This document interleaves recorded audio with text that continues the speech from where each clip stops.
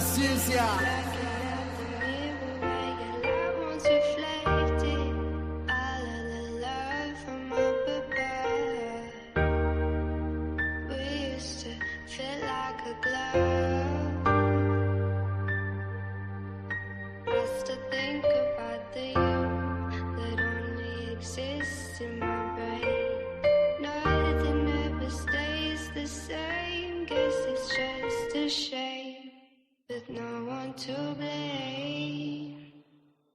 Me, myself, and I still pushing forward, I'm ahead like die. Standing on my flow with my head to the sky. Pass on a bitch, young rip, drop dimes. It's been a rough road, gotta look for the signs. I'm married to this music, so I cook for my bride. Flip out like a skateboarder, look how I grind. It took a long time, but I'm right on time. I'm progressing, that's progressive, I got bars like a correction. Still chasing petty cash, that's a mantis. I want extra, I stop searching for my pops. I hold my nuts just like a checkup. I get physical, I'm copping just like Interpol. I play on words like a syllable, to me the world is fading. Hold this L just like a Laker, like a birthday, my shit caking. It get messy like an apron, I pick out just like some bacon, and I sizzle like it too. Can't forget about you, boo, it feel like we on a loop. Same shit, different day, I don't know what's really true. I get high as I leave hoops, who gon' give me what I'm owed? Man, I guess nobody knew, and I know that money talks, so what it said is probably true. It's the feeling that I get, and the shit I'll probably do to get through or get by. I get fly, cause I'm Jeff Goldblum in my mind. Tell them hoes to fall in line. If you thought I fell off, bitch, I'm back like my spine. Hot as homemade pie, that's the pro rate, ma. I'm a pro, ain't I? Sniff it out like K9s. I'm a thief, it take time to be great, I'm Bayside. I get blue like Kelly Parker, when I'm gone I left a mark. Tell them fish I'm still a shark, I got will, I will embark on this journey till it's finished. In the midst of all this friction, I got vision on my piece like no limit. Like a mouse, now we clicking, I go out for the spinach, that's business.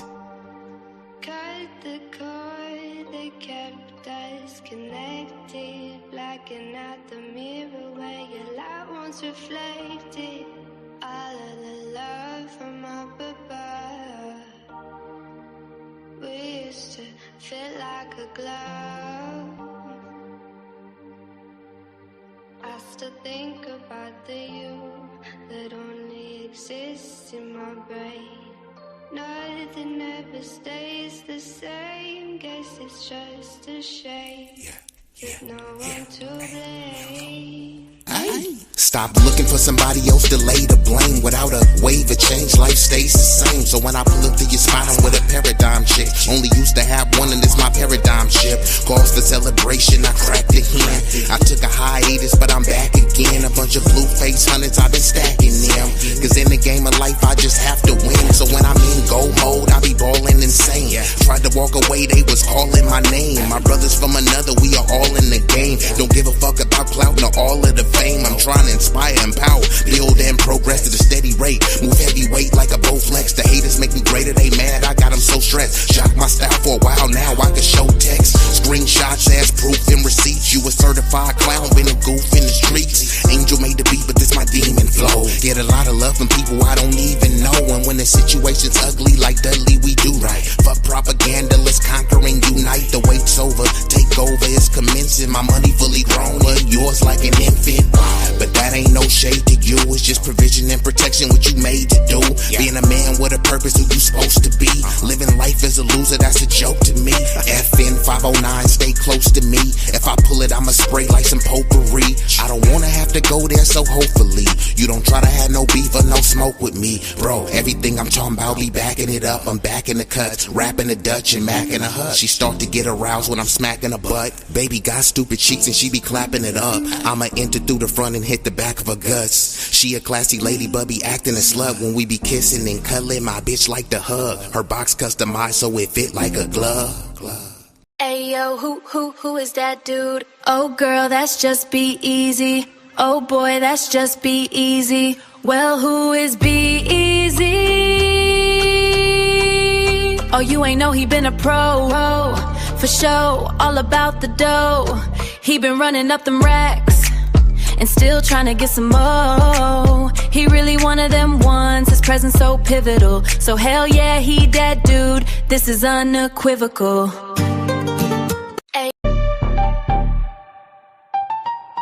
Yeah. Listen up. It's B-Eazy Dat Dude, the great, he ain't fake, he one of the real guys. Spitting fire every stream, you been late to the party, now it's time to realize. From Pittsburgh to around the world, yeah, the flow is elite. Every beat that he slide on turns into straight heat. Came up from the grind, selling box on a laptop, running up a bag, feel like he hit the jackpot. Got the luxury visions, ambition vivid, never bluff. Person's progress, persevere when the going gets tough. B-Eazy Dat Dude, got stripes in the game. Every rhyme, every line, they gon' remember the name. From the streets to the stage, the energy don't fade. Legend in the making, yeah, history's what he's laid. Mic in his hand, heart in the flow and soul on every beat. Dropping knowledge, power, bravado, his legacy complete. Hustle amplified, lyrics electrified, that's the truth. B-Eazy Dat Dude, established with certified proof. Feel the bass, feel the vibe, let it ride through the crowd. All the words, every hook, man, he keeps making us proud. King of his lane, rising above every feud. All hail the one and only, one and only, one and only. B-Eazy Dat Dude. Yeah. Yeah. Ayo, who is that dude? Oh girl, that's just B-Eazy. Oh boy, that's just B-Eazy. Well, who is B-Eazy? Oh, you ain't know, he been a pro, for show, all about the dough. He been running up them racks and still trying to get some more. Don't care about the fame, just trying to gain and grow. He really one of them ones, his presence so pivotal. So hell yeah, he that dude, this is unequivocal.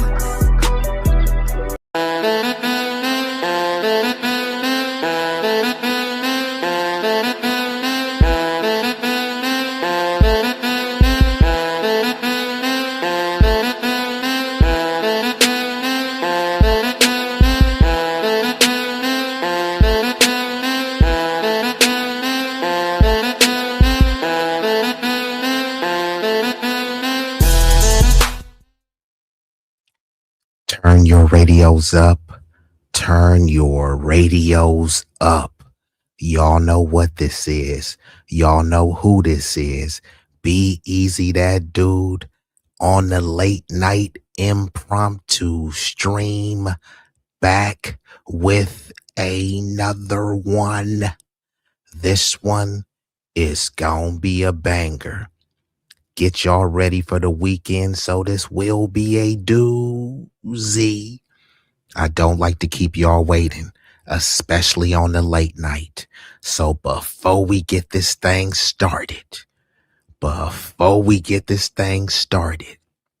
you know,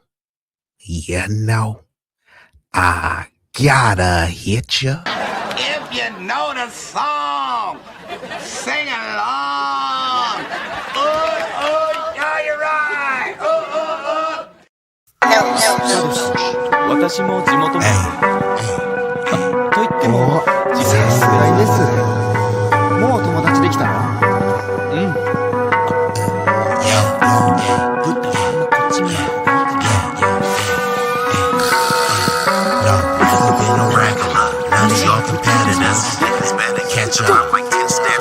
Look, this promethazine got me leaning like a cholo in the club. I'm 20 deep. I don't be riding solo. Pull some bad bitches, they vanilla and cocoa. They wanna take some photos when we kick it out in Soho. Chicks are showing tits and popping pussy for my promo. Told them like juvenile, baby, move it for me slow-mo. Then I'm right back to the block, cause I keep getting moto. I be flipping, not shrinking. I don't give a fuck about no ho, no ho. This nigga name ain't D-Lo, but pimpin' these bitches and stacking this bread forever be my stilo. This is B-Eazy Dat Dude in the trap making pass smooth. If I ever go broke, then I'm about to pull a jack move. Since a nigga healthy, I don't even gotta worry. With my bitch from Fiji eating tandoori and chicken curry, that isn't as really indie. My pimp game international. I design my own clothes, so I be always looking fashionable. Here's a couple facts about me that y'all didn't know. Some of y'all be getting bread, but I be getting bigger, dawg. I got bigger guns and a whole lot of bad. And we are activated. So it looks like we've already been joined by some illustrious guests. Let me go ahead and take this down and let me put this up. Make sure that y'all like, comment, share, and subscribe. This is a late night stream, so I appreciate anybody that's coming in. I won't be here for too long. It won't be a long time, but it will be a strong time. we've got the illustrious, and you know what? Big Riggs was asking about you, Jackie. Big Riggs said, where has Miss Jackie been? We haven't seen her. The sophisticated, the spectacular, the stunning Miss Jackie Gaines. Also, we got Roger Meadows. Bruh, what you still doing up? I forgot Roger Meadows is a vampire. Bro is always hardworking, and you know it's always more to do. The job is never finished. So shout out to Nassau County, but where Brooklyn at? Also, Richard Phillips coming through. Eye of the Beholder. Shout out to the Bro Johnson. Different. Also, FBA all day. There would be no USA without FBA. We got Tutneys in the building. And oh no, the lovely Miss Jackie Gaines was sick. So hopefully you okay. I don't know if you needed a hot toddy. I don't know if you needed some Robitussin or Tussin, you know, a ginger shot, or maybe just some water, or maybe just some rest. So I'm glad that you're well rested, revitalized, and refreshed, because we did miss you, Miss Jackie Gaines. We was wondering where, you know, we was looking for you, like, and this is some OG stuff right here. You know that where in the world is Carmen Sandiego? That's how we was looking for you. Where in the world is Miss Jackie Gaines? But yeah. Oh, all of the above. Okay, cool. All right. So I'm gonna get to it. And you said, I sent your show to BK. Maybe he'll be here soon. Who is BK? Let me know who BK is. And shout out to Tutneys. See, you're welcome over here, Miss Jackie. People was asking, where in the heck? Oh, what's up with the bull? Are you from Philly? What part of Philly from? That default pick that you got is fire. Actually, I gotta say it properly. That is fire. What up with the bull? Okay, so I'm gonna go ahead and start to get into the video. I'm just ecstatic to see. I wasn't expecting to see Miss Jackie Gaines, because we literally was asking, where in the heck is Miss Jackie?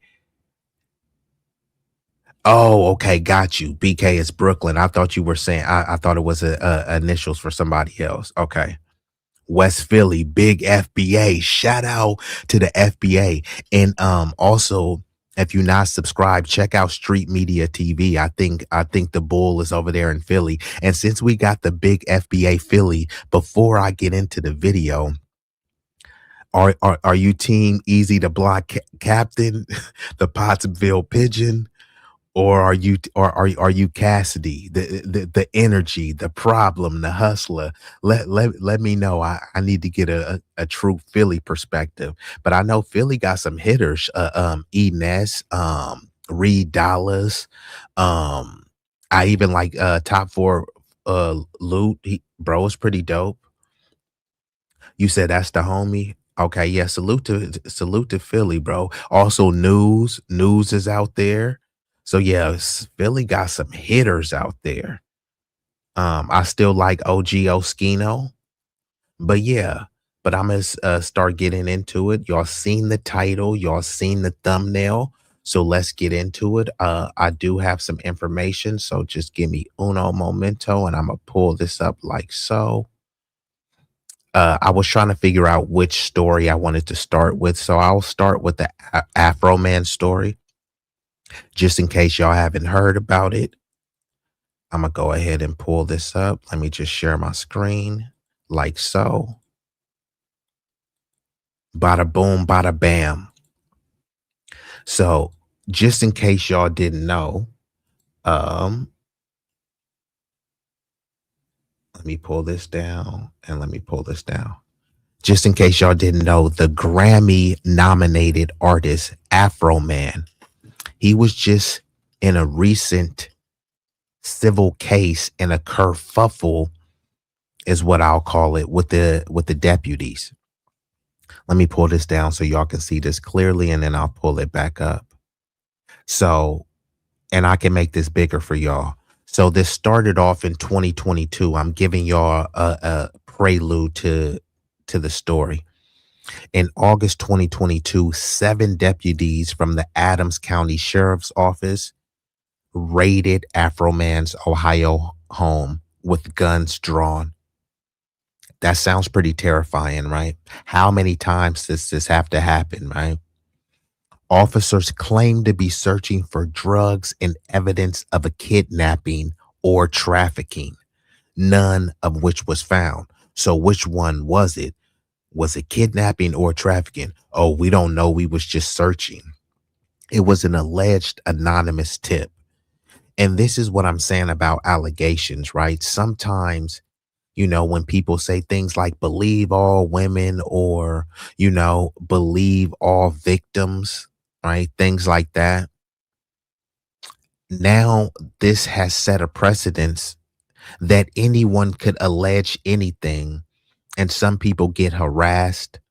Some people get demonized. Some people get ostracized. Sometimes people get brutalized based off of allegation. Sometimes the allegations are true. There's also many times where the allegations are not. And after the allegations are proven false, it's just like, oops, my bad. We get it wrong sometimes, right? And this is one of those cases. So deputies seized cash, which was later returned, according to Afroman. Although they did take some of his cash, it's alleged that he said they stole $400 from him. And people could look and say, hey, Afroman is a wealthy person, right? Why is he tripping off $400, right? If you think $400 is not that much, then I'll write my Cash App. If any one of my mods could drop my Cash App in the chat, if you think $400 is not a lot, then just Cash App me that little bit of change. It will be greatly appreciated and it will go to great use. So yeah, they stole $400 from him and they illegally or irresponsibly raided his home, searching for evidence of kidnapping, human trafficking, and they painted him as some drug lord. They treated him as if he was Pablo Escobar. No charges were ever filed. However, there was damage psychologically to his kids, his family, and there was property damage. And this fits a well-documented pattern. Black Americans, foundational Black Americans, are disproportionately subjected to aggressive raids, militarized policing, and baseless suspicion. See, someone could suspect, oh, look at that nigger. I suspect that he's human trafficking. So they can call an anonymous tip and they say, hey, look, we thought someone was being kidnapped, so we just broke into your house, right? Traumatized your kids, but so what? Get over it. Don't be a victim, right? This is part of a broader system of anti-Blackness, which is embedded and entrenched in U.S. policing practices. So number 2, the point. Turning surveillance into speech, Afroman's response. So Afroman did what was brilliant. He took this traumatic situation and he capitalized on it. He not only capitalized from it, he monetized it. So instead of Afroman staying silent, he used his own home security footage to create music videos, most famously Lemon Pound Cake. So go look up the song and support the brother. He has a song out called Lemon Pound Cake. Now, Afroman is known, it's reported that bro is a real boy in the streets. Like, he is a reputable figure in the streets. He has respect from the grassroots as well. So he does a lot of satirical, goofy, funny songs, but he is a brother that means serious business when it's time to conduct and stand on business. But the reason that is alleged for the Lemon Pound Cake is because on the footage, one of the officers, one of the irresponsible, immature officers who irresponsibly raided his house, he has some delicious lemon pound cake on the counter, and the officer was eyeing it like he wanted to have a slice. Now, I don't know if there's footage of him having a slice, but I think he just jokes about him liking it. And on the side note, lemon cake is delicious. Now, I don't always eat lemon pound cake. I don't eat a lot of cake, but like lemon cake is delicious. That's on a side note. So maybe I can't even hold the officer. I see why he was like, bro was hungry. Maybe there's a stereotype of cops liking donuts. Maybe they really love lemon pound cake. So go support the brother, right? So these videos went viral, transforming a traumatic event into a cultural moment. And that's what we do. There wouldn't be no USA without FBA. We are the pulse. We are the culture. We are the source. And that is not to denigrate or disparage anyone. It's just a statement of fact. And luckily, because we have what the Honorable Tariq would say, Mejorar spirit, we like to include everyone. See, we don't mind being all inclusive, inviting people to the cookout, which, you know, much to my chagrin, but we don't mind being all inclusive. It's just don't take the kindness for weakness, right? We'll set the cultural norms and standards that anyone could partake in. It's just don't forget who the originator is. It's like, let's all enjoy this together. Don't try to colonize and monopolize something that you know you didn't create, that you're just leeching and tethering onto. So shout out to Afroman for taking this traumatic situation and turning it into something that was profitable for his family and that was big for his reputation. But not only him standing on business wasn't just for him and his family, it was for anyone that is a free speech advocate and champion, right? So the courtroom battle, this is a free speech on trial. So this was all in 2022, and this leads up into now the case, which was a couple days ago. So in March 2026, an Ohio jury sided with Afroman, affirming that he had the right to use the footage in his art. The verdict was a decisive rejection of the deputy's attempt to suppress his expression. See, these deputies, many of them usually have been involved, and I'm not saying these specific deputies, but many deputies know about nationwide policing, nationwide white supremacist gangs, nationwide cop gangs where they're calling black people everything but a child of God. But you know what the most prominent word they call us? Nigger, nigger, nigger, nigger, right? They always call us that. We're supposed to get over that and stop whining. Don't be a victim. However, Afroman makes a satirical song about them eyeing lemon pound cake. Everything he said was facts, right? Now, he did add some satire in there, but that's the whole thing of freedom of speech, to be comedic. He wasn't stating it as a fact. It was an art form, right? Which you're entitled to. It's constitutionally protected. And I am glad that the jury sided with the Constitution and protected that free speech. So this wasn't just a win for Afroman. This was a win for all of the free speech advocates. I'm a free speech absolutist. Even if I don't like the speech, I believe that you have the right to say it. And I actually prefer people to say it because then it lets you truly know what people feel. Some people see black people as niggers, but they will never say it. I'd rather that person say it, not because I want to hear people disparaging people like that, but now I know that this is a disgusting, grotesque human being that I want nothing to do with, right?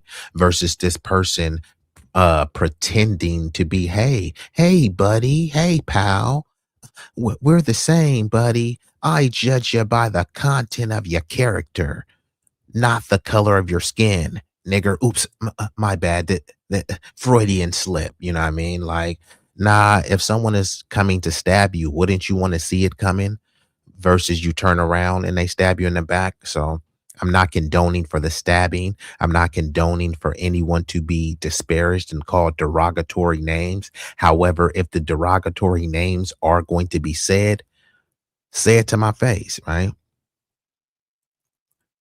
The systemic context of anti-blackness and policing, right? There's always this presumption of guilt So this raid was based on anonymous allegations that evaporated quickly under scrutiny. They used a militarized force against black civilians like they always do. Guns drawn, property seized, yet no charges. So they came in there, tore down his house, property damage that they're not paying for. They're saying, hey, well, you're rich or you're wealthy or you're successful. Pay for it your own self, nigger, right? They don't care that his kids were traumatized. No charges, but yet they still took his money. And then when they gave his money back, they shorted him $400 that he's just supposed to get over. So he's supposed to pay for the repairs of his house that they destroyed. He's supposed to just take that on the chin. It was only $400. If it was only $400, why'd you steal it?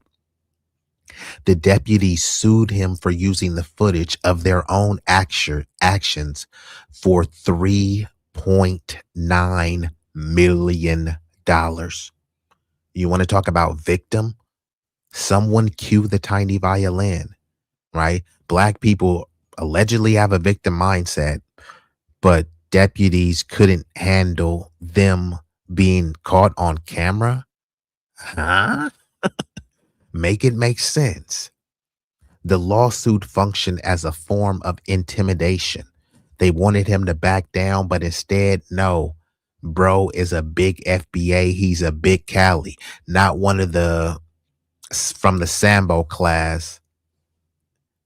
He's from that stand on business class, right? So before I play a little bit of the video and transition to the next, the triumph, why this case matters for everyone. Afroman's victory is more than a personal win. It represents a triumph for Black resistance. We have been the only ones truly standing up and standing on business for what's right for this country, even though we've been used as political doormats and mules to carry out and put forth everyone else's agenda. We've been doing it for the betterment of society, right?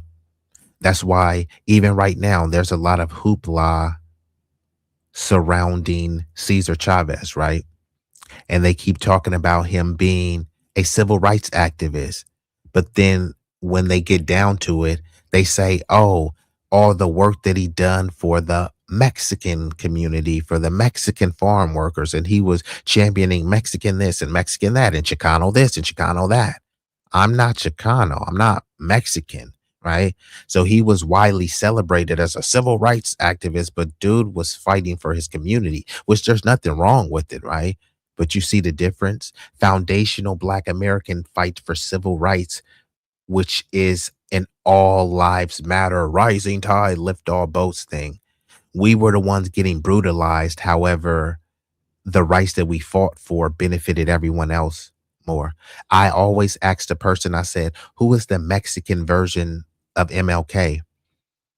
And I guess it was Cesar Chavez. He was Mexican Luther King, right? But before I was asking them and no one could name it. This is why every time someone wants to quote a leader, they're quoting Malcolm X, they're quoting Fred Hampton, all of the Black civil rights leaders. Okay, fine. We already know them. Quote the Mexican civil rights leader. Because I know I'll quote Cesar Chavez, and he was calling illegal immigrants wetbacks. Who was the Asian version of MLK? Don't worry, I'll wait. Who is the Asian Fred Hampton? So we have a culture of resistance. We always have.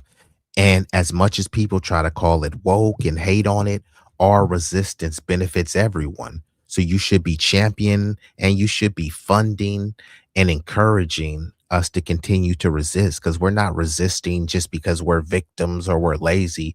We're resisting so that we can create the utopia that people pretend that this country is. It's a great country, but it can be a lot better.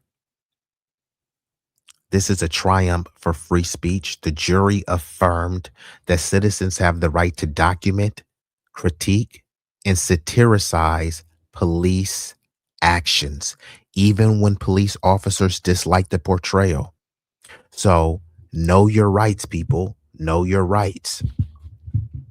So let me go ahead and stop pulling this up. And it looks like The chat has been chatting. Hopefully, and like Miss Jackie says, help keep your bruh in the algorithm. Tap that like button. It won't cost you a fee. The likes are free. Civil is short for civilian, which is default, is universal. That's what I'm trying to say. So when they talk about like Mexicans, they'll like, this person fought for Chicano rights. I'm not a Chicano, so those rights they were fighting for weren't for me.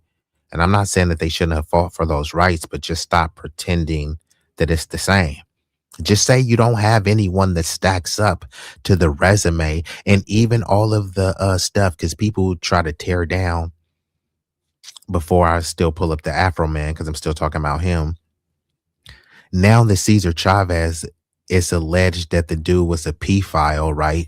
A predatory pedophile. Now they're saying, what about MLK, huh? There were no pedophile accusations. There were some allegations of him cheating, but like his wife always held him in high regard. So even if he cheated, which there's no documentation that that's true, it's just allegations and slander. So what? I mean, Trump cheated on his wife and became president. So are we going to try to pretend that if MLK allegedly cheated, that he's just this horrible person? What's worse, someone allegedly cheating or someone allegedly being a pedophile who touches kids? Which one is worse? Y'all let me know. So let me pull this video up real quick. I'm going to just only play a little bit of it. But I gave y'all the prelude to the discussion. Joseph Foreman, known as Afroman, has won a defamation lawsuit filed by 7 Ohio sheriff's deputies. They sued him over music videos that used home security footage to mock them over a 2022 raid of his home. They show rifle-wielding deputies busting down his door, searching his shoes, eyeing a cake on the kitchen table, inspiring the song Lemon Pound Cake. There are a lot more details in this. So we're going to bring in our chief legal analyst, Kali Frode. So all jokes aside, this case is really testing the limits of parody, Yes. and artists taking creative liberties, but also targeting public figures in doing that. You're all over it. So the first portion is First Amendment, and that's his defense, that's his defense to this claim, specifically that this is satire, kind of like Weird Al Yankovic back in the day. I have the right to create art, and then I can make commentary to the art. And if you don't like the commentary that I'm creating, that because it's talking about you or mocking you, you don't have now a right to sue. And so that was his first claim. The second claim is that public figure. If you're going to say that I defamed you, first of all, if you're non-public figure, it just has to be that you knew that it was a false statement, and that's it. But because they're public figures, this actual malice needs to be proved, that he had intent to harm them. The jury found zero for that they had an intent to harm him. And so by all means, this case should have never been brought. If they would have been properly advised, they would have advised them that the First Amendment argument, there's absolutely zero chance. And then it would be hinging on a 50-50 chance if you were decided to be a public figure or not. And there is clear case law that officials are public figures. And so it would have been a hard conversation for them to hear if they wanted to bring the claim. But it's important that attorneys do that, advise individuals that what's the likelihood of you being successful and what's the likelihood of you failing. This right here was a waste of money because both of those claims had no chance of going forward. Interesting.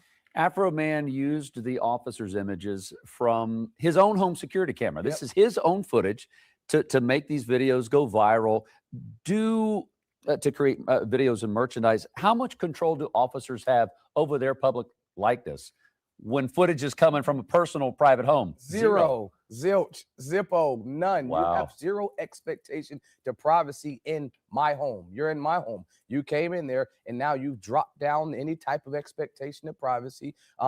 Before you walked into the home as an officer, as a public figure, your expectation of privacy is even limited than that. Then say you or I walking down the street. If you're in a public place, there's lowered expectation of privacy. Once you go into a person's private residence, there is no expectation of privacy because they can be recording you on their device. They can be recording you on their cameras inside their home, and you have no control over that because, again, you're in their home. And some of the deputies bringing this case, they said that they were getting harassed. Even children at school were getting harassed and coming home crying. And that might not have amounted in this case, but is there any situation where the repercussions would have said, okay, hey, yeah, this is a situation where we need some compensation here? Absolutely. There are times when the facts would have been on their side, just not in this case. Great fact would have been if they were non-public figures and the individual would have, or they would have been able to show that there was actual malice, text messages, emails, or statements to other people saying, I'm going to harm them, I'm going to hurt them. Afroman specifically saying, you know, I'm going to create this video so that I can bring them down and I can cause them financial harm. If they would have found some smoking gun like that, then yes, they by all means would have been able to point to, you've done this video, I have actual harm for my children, and you had the actual malice with the intent to harm me. But they weren't able to prove that. And if you go back a couple steps, remember, they raided his home, charging kidnapping, alleging that there was drug trafficking, and no charges were brought. And so there's harm on both sides. For your home to be raided is already an invasion. And so you're going to come into this individual's house, find nothing, and then deal with the consequences that now come with, okay, he's got videos that he has the opportunity to cut because he has the resources and he's kind of famous. Khalif, looking forward as more and more people are recording, please. So there you have it. Afroman was standing on business. So salute to him, representing for free speech. So he should definitely be commended for that. And I'm going to transition into the next story. This one, I'm actually excited and proud of the community. So I'm going to go ahead and pull this up. Just give me 1 second. And actually, hold on. If y'all haven't liked the stream yet, please take the time to like the stream. I'm going to pull up another screen. Just give me... Hold on. Sorry about that. I was going to hit y'all with a visual, but nah, I'm going to just pull it up right now. Okay, so if y'all can see this right here, this is a Kickstarter. So a Kickstarter is where people could, it's kind of like a GoFundMe or a crowdfundme, right? So Tariq Nasheed, the Honorable Tariq Nasheed, whether you love him, hate him, this isn't about him. I really don't care if you like him. I support the brother, but this isn't about him. This is about group economics. So what I want to show is that he's releasing a film called Hidden Colors 6. He already has a multitude of them. Clearly, he has five previous ones, and this one is called Hidden Color 6, The Culture of Resistance. Now, he had a crowdfunding goal of $250K. Now, that's a lofty goal, and I don't think he really set that much time to do it. Maybe it was like a month or less than a month. I don't know. But this was funded with 3,240 backers. So if you look at the population, and I'm not just talking about the foundational Black American population, the collective population of melanated people are in the tens of millions and millions. And with 3,000 people, he was able to fund this project with some change on it. And, you know, I put some change on it too, right? You know, and let me just show y'all what this kind of looks like. If you want to get a shout out, a social media shout out, you drop a $75. Now you can drop whatever you want. You can drop $5-10. If you want to get, and I think it actually ended, so you won't be able to you won't be able to donate anymore because the goal has been reached. However, when the DVD comes out on Blu-ray, I suggest that you guys do support the community. Right now, you have Trump actively working to tear down an attempt to erase history. He can't erase the history because it's all already there. And not only that, you know, when they say they should have never gave you niggas money, I say they should have never gave you niggas AI. Because even if they try to take it out, all of these new smartphones come with AI programmed on them, and you can tell them to do a deep dive and find it. Now, AI is not infallible. It makes mistakes, but it's smarter than the majority of humans, right? So as much as they're trying to take it out of the school, it's really up to us to teach the history. The school is teaching a whitewashed, sanitized, G-rated version of a story that may be TVMA or rated R, right? So we don't need the sanitized version. We need our kids to know the rated R version of what happened, but done in a constructive way, not just to fearmonger, but to prepare them for what's ahead and to know how to overcome the obstacles. So I'm extremely proud of the community because people like to say, we don't stick together. This is a form of sticking together. People will show fight videos, twerk videos, how someone is inappropriately dressed at the rodeo. But then when we have stories, when we stick together, some people will look at them, they'll tip their hat to it, but they won't talk about it. They won't elaborate on it. They won't go into the weeds and talk about how complex and how culturally relevant and astonishing this is, right? But then they'll talk about chicks twerking like chicks twerking is nothing new. Go to every country, continent, there's going to be some chick twerking, right? But they try to frame it as a cultural thing so we can go on and make the content and frame black women as a certain way. And here, let's frame and blame black men a certain type of way. No, how about we praise each other for sticking together and coming together on this project? And it wasn't all of us. It wasn't even 1%. 3,240 backers. That's not even 1% of our entire population. Realistically, you don't need the entire population to get on board. So when people say, well, not everybody uses the term FBA, you don't need the term. If you're at 3 to 5%, that can become a critical mass, right? When they were out there getting dog sicked on them and beat for civil rights, it wasn't the entire black community out there. It was maybe 5% or less. I'm not saying the other people didn't agree with the sentiments, but a lot of people are saying, you know what, these white folks ain't gonna do nothing. I'm just happy I'm not getting lynched.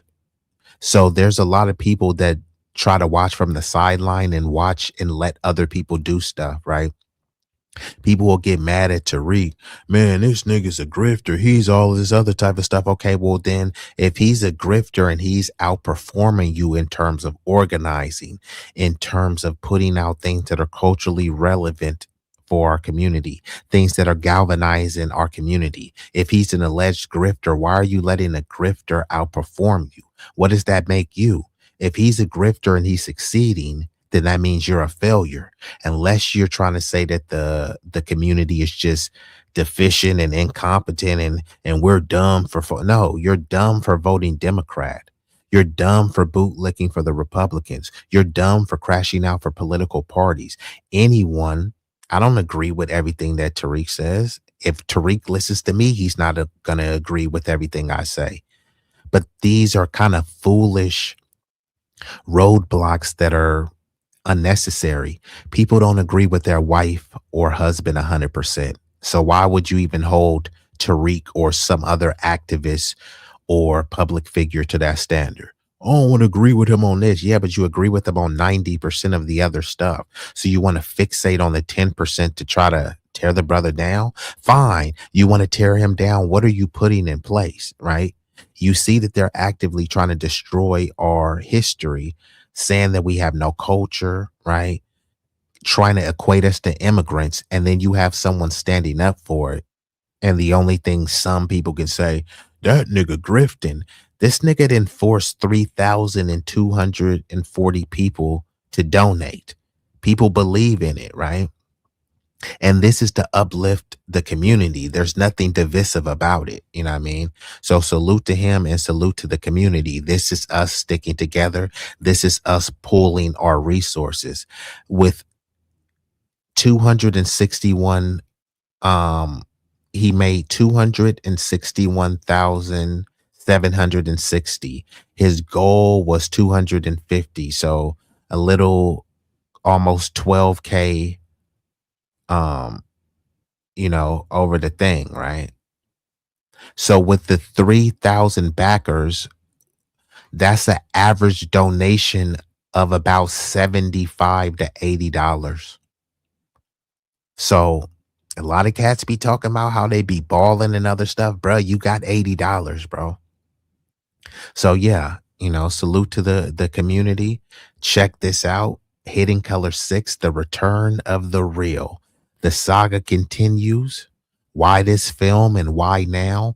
We are living in a time where books are being banned, history is being rewritten, and the contributions of foundational Black Americans are being systemically scrubbed from the record. Hidden Color 6, The Culture of Resistance, is the answer to that erasure. This isn't just a history lesson. It is a survival guide.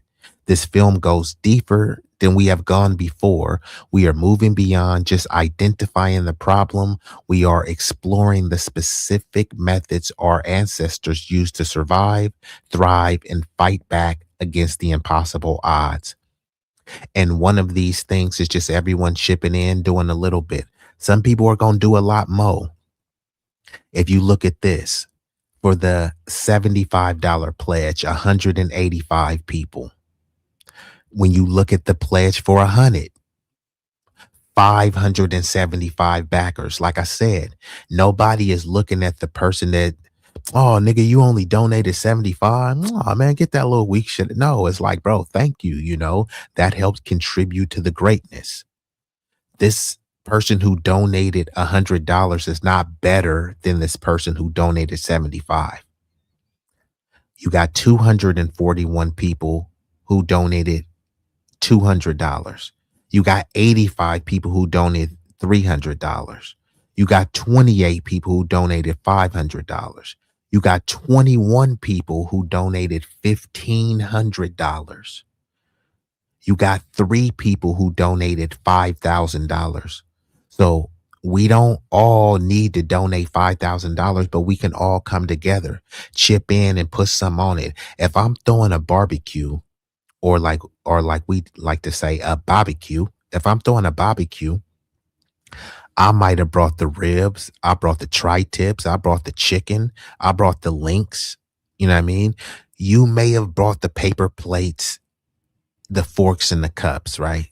Now that's not really the same as everything I bought, but I didn't bring no plates. So we need some plates to eat all this good cooking, right? So the contributions, all of these contributions matter. All contributions matter. And I do got some merch coming out. All slurs matter, dropping soon. But yes, this is how you practice group economics. This is the greatness of our community, of us coming together. How many people are going to share and talk about this story in this positive light? Even when he got the Hidden History Museum, which people donated to, there's no gun to anyone's head forcing them to donate. They believe in Tariq's message and mission, and they donate. That's what liberty is. You have the freedom to express yourself. You have the freedom to spend your dollars and donate your dollars where you want them to. So the Honorable Tariq, I think he should be commended, but I think the community should definitely be commended, because it's the community who's in that DVD giving us the game. And it's the community who band together, pulled the resources, and made that project possible, right? So if we all pitch in a little bit, it can go a long way. And let me also, give me one moment, I'm going to pull up one other thing, just so we can talk about group economics, right? because we're here to learn. I'm here to teach, but I'm here to learn as well. So here are some ways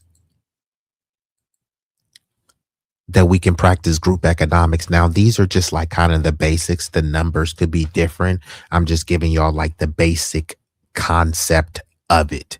So don't pay attention to the specific numbers, right? The numbers could be substituted. The 100 could be substituted with 1,000 or $10 or whatever. So one thing that you can create, and mind you, these are practical methods to pool resources. Not only could you use Kickstarter funds like the GoFundMe and the other forms of crowdfunding, but people have to trust you, right? And Tariq does have a certain level of trust with the community, right? There's certain people, whether you don't like them, they've developed a following of people that trust, and people invest in what they trust.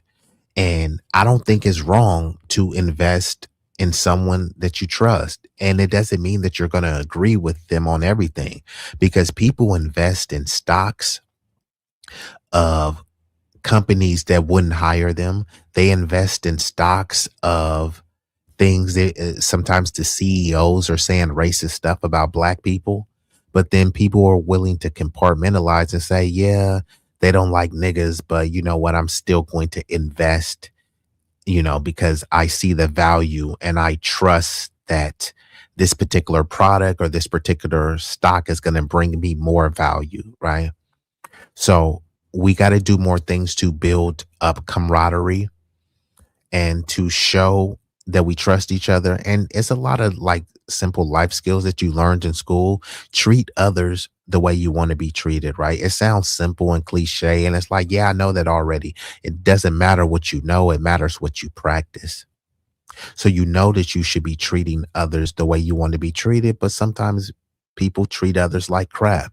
It's the same way how people, may drive a rental car a little bit more recklessly than they would drive their car. You know what I mean? It's a rental car. Drive it like it's stolen. Drive it like it's stolen, drop it like it's hot, park it like it's hot. You know what I mean? That's what it means. It's like, it's not my car. I might swing it. I might yoke it, dip it. You know what I mean? But so a rotating savings and credit association. So a group of people who contribute a set amount of money regularly. Each cycle, one member receives the entire pot. So how it works, for example, 10 people, $100 a month. Everyone puts $100. 1 month, everyone puts in $100. That equals $1,000 pool. Person A gets $1,000. Month 2, everyone puts in $100. Equals $1,000 pool. Person B gets $1,000. Continue until everyone has received the pot once. So that's a way that you can definitely pool the resources and ensure. Most people are spending $100 on something frivolous anyways a month. So if you're willing to invest in a group of people that you trust, the benefits of that, are you forced to save and be disciplined? You'll have access to lump sums of money without bank loans or credit checks. There will be no interest payments. Trust, what have I been talking about? Trust built among members, cultural tradition in many communities. The keys to success: you must choose trustworthy members, have clear written agreements, not just a handshake or a trust me, bro. Regularly schedule meetings. There should be consequences for non-payment. Start small and scale up. So it may start off at 100 a month and turn into 200 and turn into 500. But remember, this is a cycle. The pot is going to keep flowing, and there's going to be some level of consequence for non-payment. Now we can establish what that is. You know what I mean? And Roger Meadows, I don't know if he's asleep or if he's still in the chat, but he knows what I'm talking about. Credit unions and community banks. member-owned financial institutions that serve the community, not external shareholders. How this works, members deposit money, institution loans money to other members at fair rates. Profits return to the members through dividends at better and better rates, focused on community development, not maximizing profit. So you're not trying to get rich. You're trying to make everyone else live comfortably, right? This is not so one person could have a Lambo. This is so we could all have Corvettes, right? Why this matters. Traditional banks often don't serve low income or minority communities well. Community controlled banking keeps money circulating locally. Better loan terms for members, investment in community projects. So the action steps would be joining existing community credit unions. If none exists, form one, which requires organizing, but it is not impossible. You move your money from the big banks to the community institutions. So all of the direct deposit that you have hooked up for your job, all of the money you have in Chase and Wells Fargo, you have to move that, right? In this scenario, if you wanted to pool your resources in this way. Worker co-ops, right? So worker cooperatives, the employees own and run the business together. The profits are shared among the workers. The decision making is done democratically. And examples are Cooperative Home Care Associates in the Bronx and the Mondragon Corporation in Spain. So y'all can look those up for examples of worker co-ops. There's also consumer cooperatives where customers own the business collectively. They buy goods and services at better prices. Profits are returned as dividends. And some examples are REI, other food and housing corporations. So how you would start, identify a need in your community, childcare, grocery store, cleaning services. These are common things that almost everyone needs. Gather the interested, like-minded people. Obviously, there has to be a vetting process going on. Not just someone that you think, oh, this person is tall or she's fine and she got a BBL. Can't just be anyone that's interested. It has to be someone that's interested, committed, determined, but also has the acumen and the propensity for activism and for selflessness. So you're pulling the initial investment, establishing a democratic governance structure. There has to be rules. There has to be some sort of governing body, some sort of hierarchical structure, right? You starting the operations and then you reinvest profits into growth and the member benefits, right? And these are just the extreme basics. And some people will say, well, I know this already. Well, if you know, then why haven't you built anything?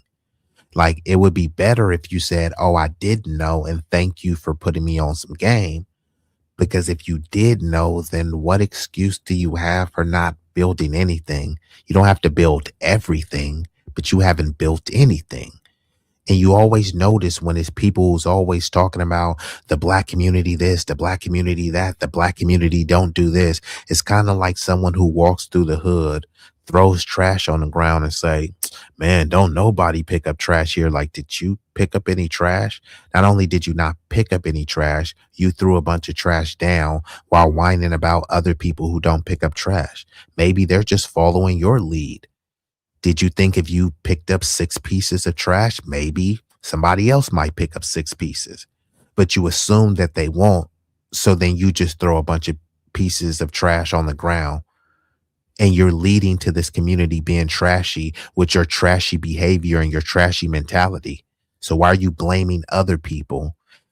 Because other people who say, you know what, I recognize the problem, and this is what I'm going to do to rectify the problem. This is what I'm going to do to present a solution, and not just any solution, a viable solution that I know that will be successful, right? Hopping on podcasts and whining about an issue is not action, it's content. And it usually does make for entertaining content for many of the brain dead and the buck broken. But the people who stand on business, they're not just sitting there hearing people whine about things that they're unwilling to do. Imagine someone's on the practice field every day putting in work to make his team better. Even if that team stinks, they're on the field every day to make the team better. Would you respect them, someone who's on a underperforming team, who's actively working to change the fortunes of that team, or someone who's behind a TV screen, a laptop, in an air-conditioned office talking about, man, this team sucks and this team is never going to go anywhere, and this team. But if this team is a failure, why are you whining about it, right? Just let that team fail. And what exactly are you winning? If a team is failing or a community is failing, how do you win by talking about that community? See, if I've seen a community fail, and I'll say, how could I help that community? Not how could I talk about that community? If I've seen someone with an alleged high IQ or a low IQ, is what I meant to say, I would say, what could I do to help this person gain more knowledge, acumen? I won't just say, hey, person's just born like that. It is what it is. I see a starving kid. I don't look at them and say, hey, maybe I can feed your cousin for 50 cents. I say, you know what? 50 cents is not enough. And I got some extra food. But it seems like other groups, when they look at a demographic, even if you take into all the stereotypes, this group is so depraved and so degenerate. How does you mocking, demonizing, and ostracizing that group, how does that help them change? Right? Because you try to say that that this group is low IQ, and you want to sometimes infantilize them. Well, is that what you would do to a kid that doesn't know any better, a kid that's low IQ, right? A kid that's just too stupid to figure things out? Do you think you're gonna help that kid learn by just yelling at them all the time how stupid the kid is? Surely that's gonna change the fortunes, right? If a kid is bad and you just say, you're a bad kid, you're a bad kid, you're a bad kid, do you think that kid is going to suddenly become a good kid because you tell the kid how bad they are every day? Or do you think that the kid is going to internalize how bad they are and embrace the role of being a problem child? Fair questions to ask. But why does this group economics matter? It keeps wealth in the community. It creates quality jobs with dignity. You have a democratic control over your economic life, and it's more stable than traditional businesses. And these are what we're talking about in terms of the consumer cooperatives and the worker cooperatives. And these are considered the basics of practicing group economics. I'm not saying everything is just going to be easy, because it is a basic concept. It will be hard to get people on the same page, but it's not impossible.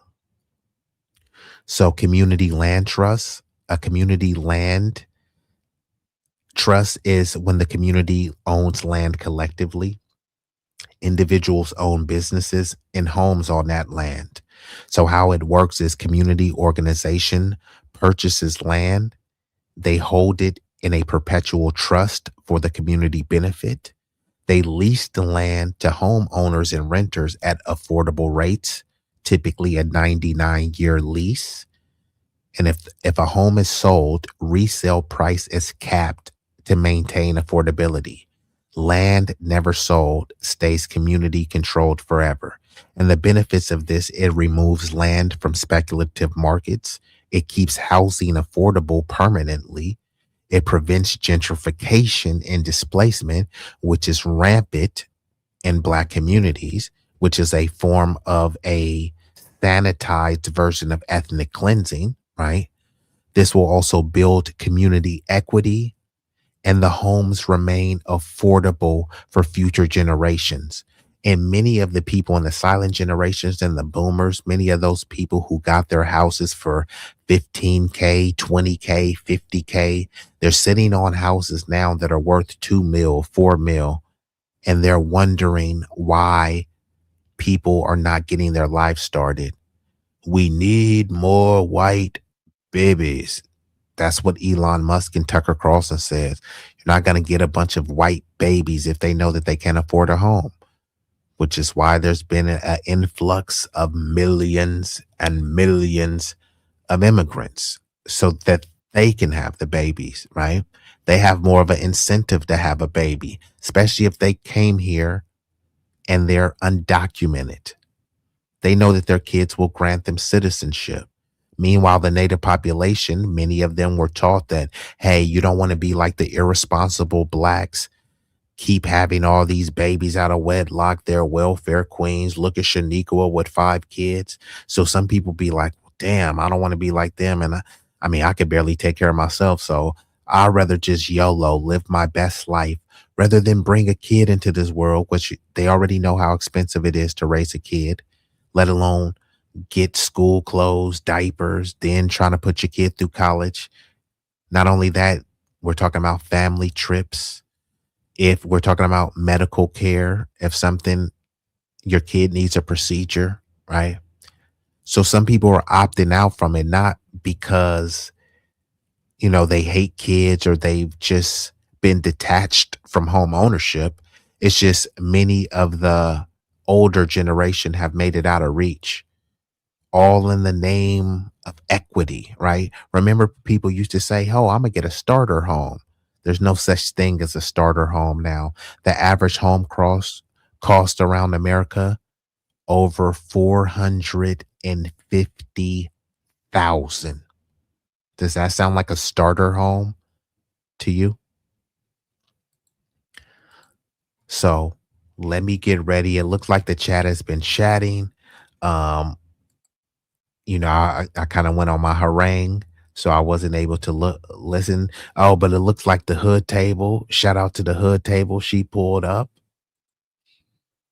And Roger says these organizations focus on creating democratic workplaces, reducing wealth gaps, providing resources to navigate the legal, financial aspects of starting a cooperative business in California. So salute to Roger. Roger is over there dropping a lot of stuff. And Miss Jackie says facts. So yeah, we can all practice these group economics. If we all contribute a little, it can go a long way.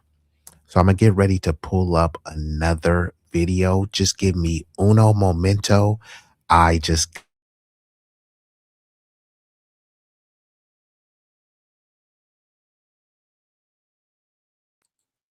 Oops, my bad. I muted myself.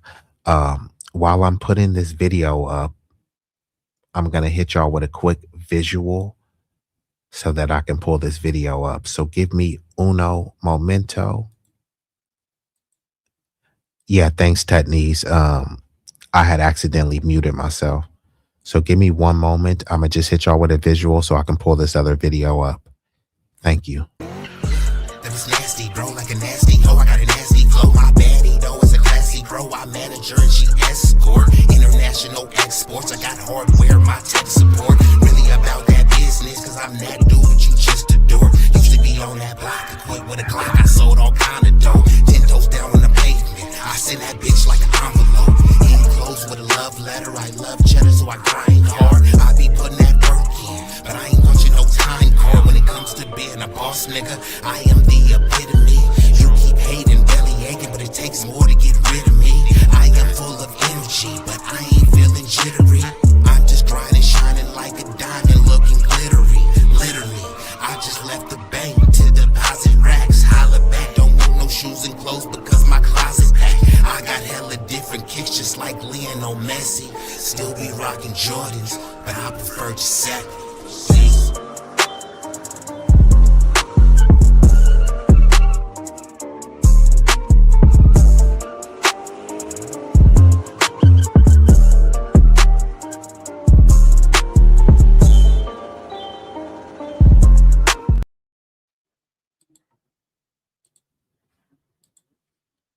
And we are back at it. So it seems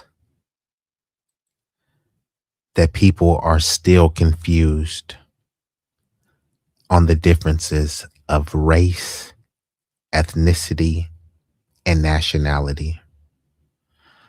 And before anyone tries to say that race is a social construct, ethnicity and religion are also social constructs, and nationality is a social construct. So you can't have it both ways. So if you say that race is a biological reality, then you would have to admit that there's no race called Mexican, Latino, Puerto Rican, etc. And if you say that race is a social construct, it's made up, then that would mean that not only is race made up, ethnicity and nationality is made up. All are social constructs. So I'm going to react to this video from Ricardo Ignacio. This video is titled, I Look White, but I'm really Mexican. So many people, when you ask them, hey, what race are you? I'm Mexican. No. I ask, what race are you? I'm Latino. No, I ask, what race are you? Race is a social construct. It turns into that. Look, there's nothing wrong with being a proud Mexican, a proud Latino, but people adhere to social constructs. No one is forced to. Society has conformed to it because race was imposed on people by violent, terroristic people, right? But since people adhere to it, and many people are not trying to really go against race, they just want a comfortable position in the stratification of race, right? Which is why, and we're talking about Mexicans because this person is Mexican. This is about Mexicans, but this applies to other Latin and Hispanic groups and other non-melanated immigrant groups as well, right?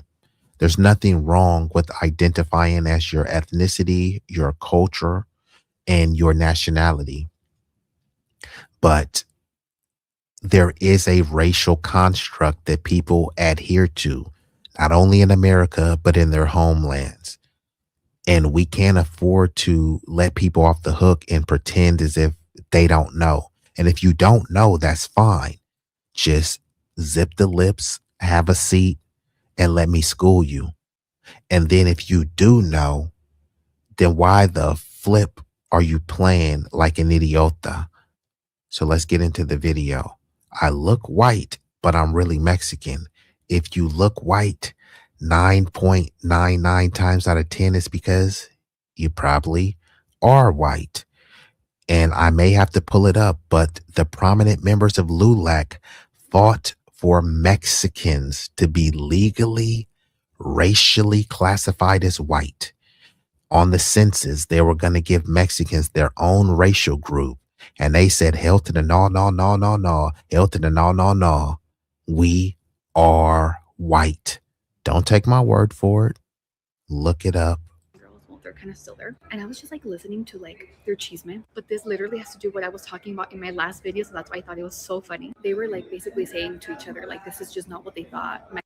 And it looks like we've been joined by some illustrious guests, the 504 boy. Whoa, they New Orleans stepped off in here. Then we got the Big C up in here, the illest Israelite on 2 feet. And we got Last Call, Mr. Midnight Soul himself from an undisclosed location somewhere in America, allegedly in a building. Let me hit y'all. Mexico City would be like.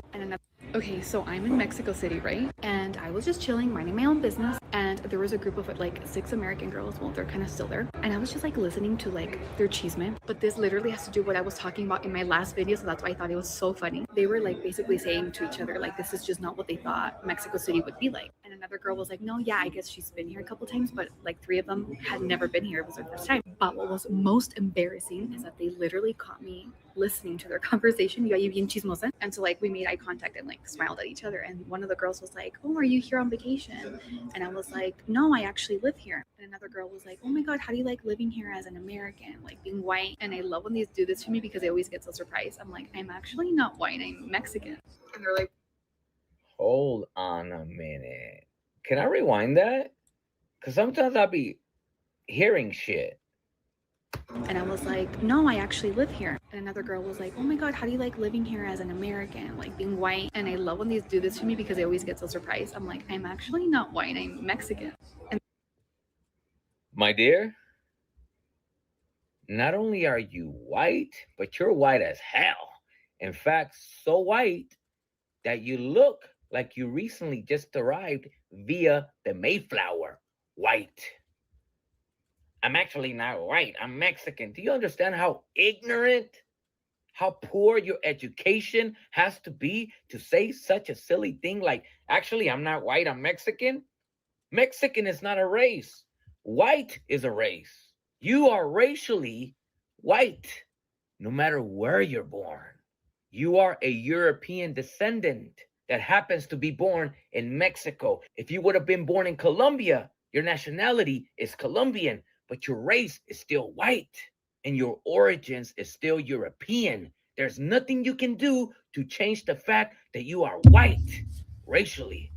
There's nothing you can do to change the fact that you descend from Europe, no matter where you're born. You have to learn the difference between ethnicity, nationality, and race.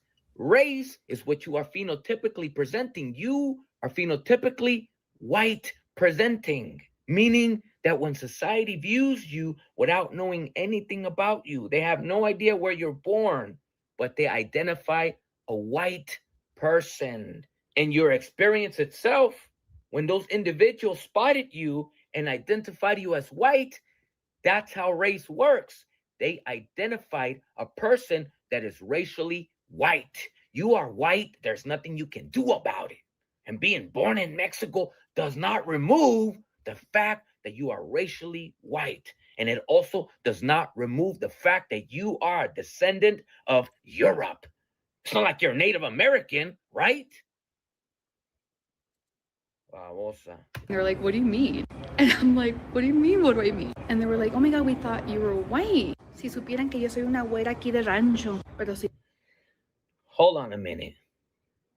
Hold on a minute. And they were like, what do you mean? And I'm like, what do you mean, what do I mean? And they were like, oh my God, we thought you were white. Si supieran que yo soy una güera aquí de rancho. Pero si yo aquí bien... Si supieran que yo soy una güera aquí del rancho. So that makes you what? More Mexican? Because you're from a rancho? That removes the fact that you're white somehow? Because you're from a rancho? So what if I am not from a rancho? That makes you more Mexican, less white than me? Well, how's this work, güera? These people are so ignorant. Let's rewind it again. Because they always get so surprised. I'm like, I'm actually not white, I'm Mexican. And they're like, what do you mean? And I'm like, what do you mean, what do I mean? And they were like, oh my God, we thought you were white. Si supieran que yo soy una güera aquí de rancho. Pero si yo aquí bien chismosa. But I love how they're like, oh my God, this is not what I thought Mexico City was like. Ya, cabrona, pelos de lote. These people are crazy. It's offensive how uneducated they are. Let me translate that part towards the end. She said this, si supieran que yo soy de rancho. The way that that's used in the context in which it's used, it basically means if y'all only knew that I'm so poor. These white folks in Mexico, they think that the level of poverty somehow, some way equates to them being more Mexican. Let me give you a little history lesson on how and why you white folks are in Mexico to begin with. There are two types of white folks in Latin America, but in this particular case, we're going to narrow it down to Mexico, since this heifer is from Mexico. There's two types of white people in Mexico. One are the gringos, meaning the white American people that migrate to Mexico and start their lives over there and birth children, have a family in Mexico, making their white children Mexican by definition of nationality. Because technically, Mexican is literally only a nationality. It is not a race, it is not a blood. If you do a DNA test, there is no such thing as Mexican blood. It is nothing but a nationality, meaning that you have to be born in Mexico to be Mexican. That's all that Mexican is. And in this particular case, she happens to be born in Mexico. So she is Mexican. Now, that's one type of white folk that is from Mexico, that is Mexican. But then there's the other type of white folk in Mexico, and these are known as criollos. Criollos are the European descendants, typically from Spain. They are the offspring of colonizers that arrived here when the Spaniards were colonizing Latin America. They settled in and they birthed children, and these children became Mexican, etc. These are known as criollos. They are white people, European, that just happen to be born in a Latin American country, but in this particular case, we're going to narrow it down to Mexico. There is literally no other way to be white and Mexican other than the fact that you descend from Europe. There is no such thing as white people in Mexico unless one of your ancestors arrived from a European country. I mean, it's common sense, right? That's the way that white people also arrived to the United States. Well, when you look at Latin America, Latin American countries, there's plenty of white folks. All of them, 100% of them are white people, European descendants, criollos, offspring of colonizers. As a matter of fact, in Latin American countries, it's these type of Mexicans, of Latinos, just like in the United States. It's white folks in the United States that control the narrative, that control the macro media, that control the system, etc. And this is why both parties don't mind pandering towards Latinos, right? This is why you hear all of this stuff. And this is nothing against Latinos. I'm just stating the plain obvious. There's no race called Latino. There's no race called Mexican. So if they can bring a bunch of people over here who will culturally identify, hold on, let me see where I'm at this video, 7:56, but where's this chick at? If they have a bunch of chicks like this at the bottom screen who ethnically could say they're Mexican, but everyone knows this is a white girl.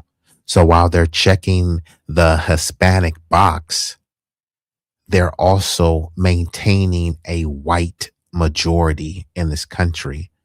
When she has kids, most likely it's going to be with someone as light as her or lighter than her, which will preserve the white majority. Since the native born whites are not having a bunch of kids, they want to bring over many of the lighter and brighter immigrants to have those kids. They're going to replenish the births somehow, right?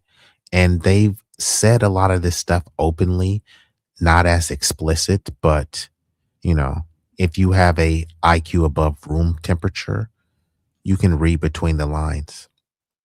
But here you have this chick, this Mexican chick saying, I know white, I Mexican, but hold on, I gotta hit y'all with some scholarship, and there's nothing wrong with being white. It's just, why are you lying about it?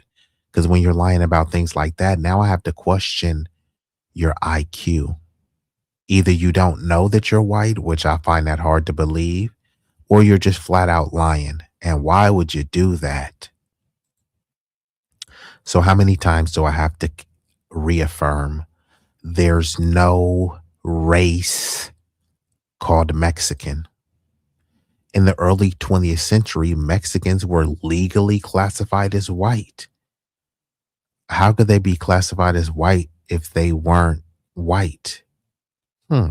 Interesting, right? So the classification was also challenged in 1935, the Andrade decision, where a federal judge ruled that Mexican immigrants could be restricted under the Immigration Act. It threatened their legal white status. So let me just get to this part right here. Hold on.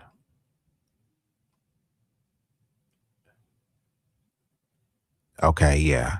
So throughout the early mid 20th century, Mexican American civic leaders emphasized that Mexicans were Caucasian or white. This is what their leaders were saying. So at the height of civil rights, when we was getting our heads bashed in, they were saying, we don't want to ally with the Negro. Let him fight his own battle. They're going against our community, the other whites, which is why when I say, tell me the Mexican version of MLK, they have no one. Then they said Cesar Chavez, and he's been drugged through the mug right now as an alleged predatory pedophile. And even Cesar Chavez was calling illegal immigrants wetbacks. Cesar Chavez was fighting for Chicano rights.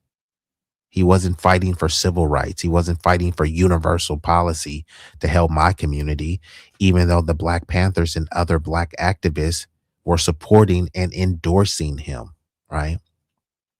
So many Mexicans claim that they wanted to be white as a protective strategy, claiming whiteness helped avoid segregation. So they didn't mind segregation.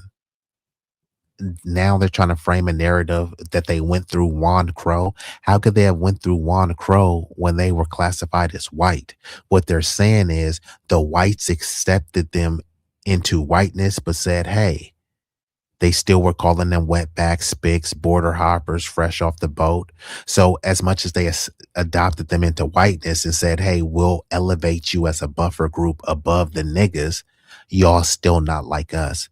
So they didn't care about the segregation. They actually championed on the segregation to say, hey, we're not like those pinche mates.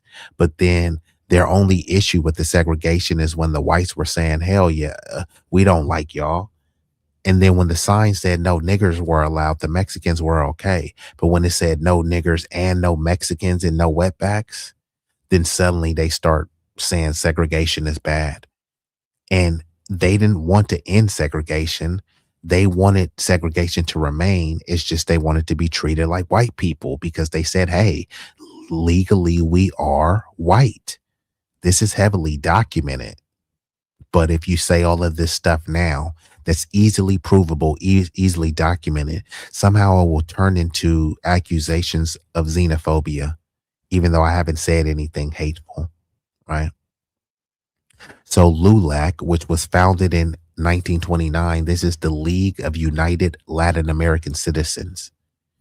LULAC emphasized assimilation, American citizenship, and whiteness as a tool to combat discrimination.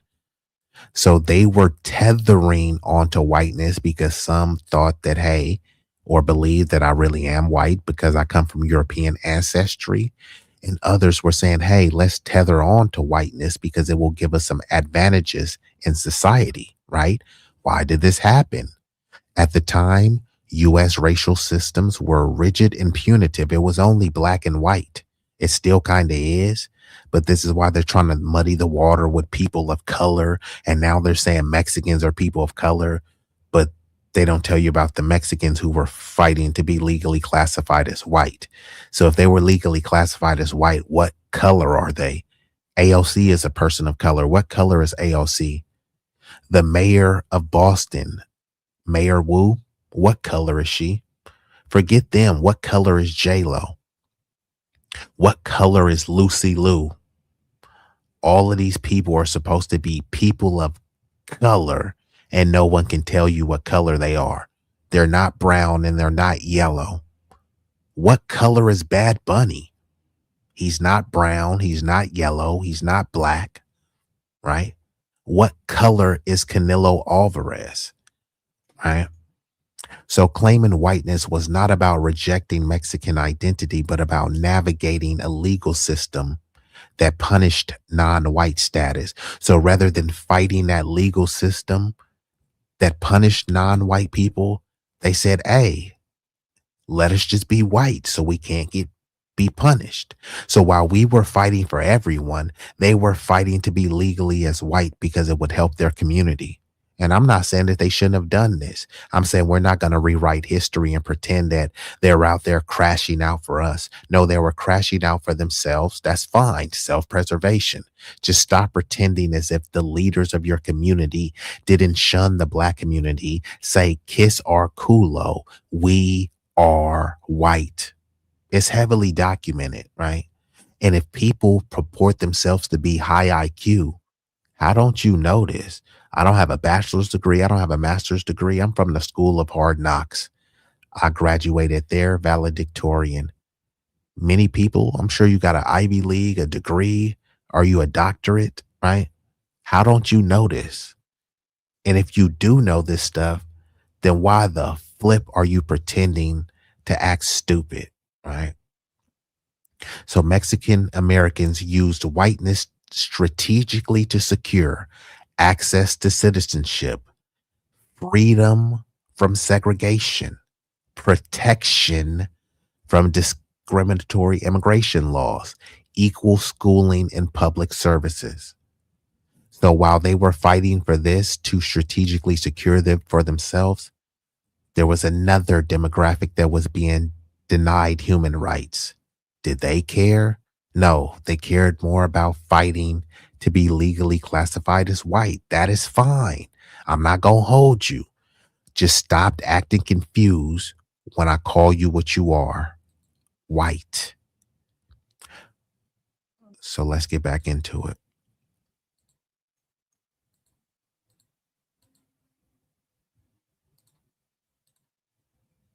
Like, oh my God, how do you like living here as an American, like being white? And I love when they do this to me because I always get so surprised. I'm like, I'm actually not white, I'm Mexican. And My dear, it's Mexican. All the macro media that control the system, it's have arrived, invaded, and colonized.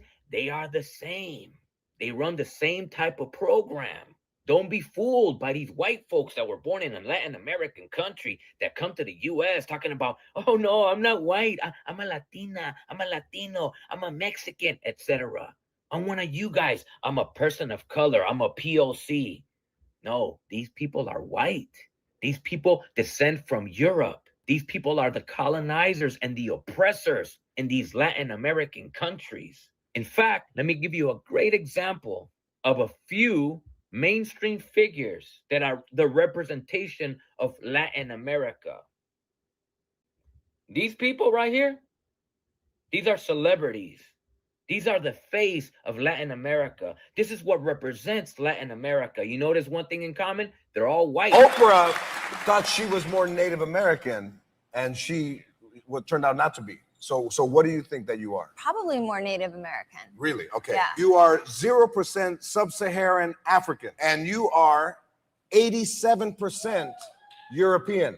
Really? But does Spain count? Because Alba comes from Spain. They are criollos, descendants of colonizers. And do not allow these people to ever trick you and deceive you that all of a sudden, somehow, some way, they're not white because they're born in Mexico or in a Latin American country and because they speak Spanish. As if speaking Spanish removes the fact that you're white. Remove the fact that you descend from Europe, when ironically, Spanish itself comes from a European country known as Spain. So somehow, some way, all of a sudden, because you speak Spanish, you're not white? That's your language. You brought that language here.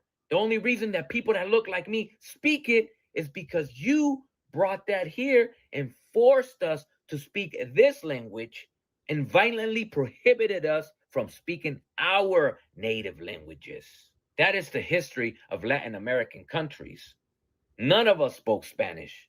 Not in Mexico, not in Puerto Rico, not in Cuba, not in Dominican Republic, not in Colombia, not in Peru, etc. We all had our Native American languages until people that look like this came and brought Spanish over here.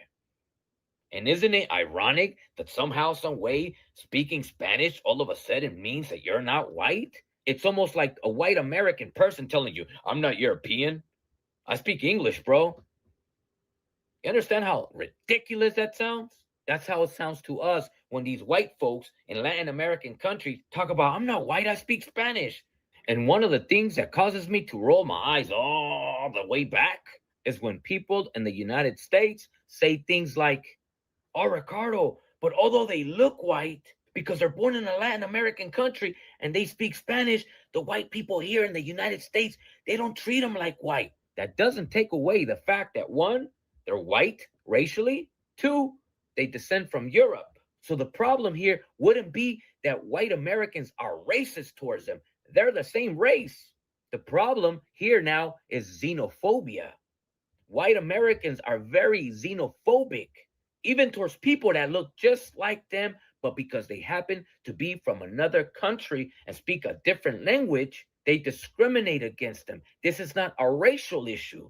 They are the same race. This is a xenophobic issue. A lot of people reach out to me all the time, DMing me, expressing things like, hey, Ricardo, how come a lot of Latinos, they want to be white?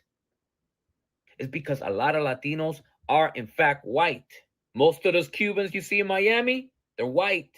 They're European descendants. They're criollos that just happen to be born in Cuba, just happen to be born in Puerto Rico, just happen to be born in Mexico, in Colombia, in Peru, Dominican Republic, Venezuela, and you get the drift.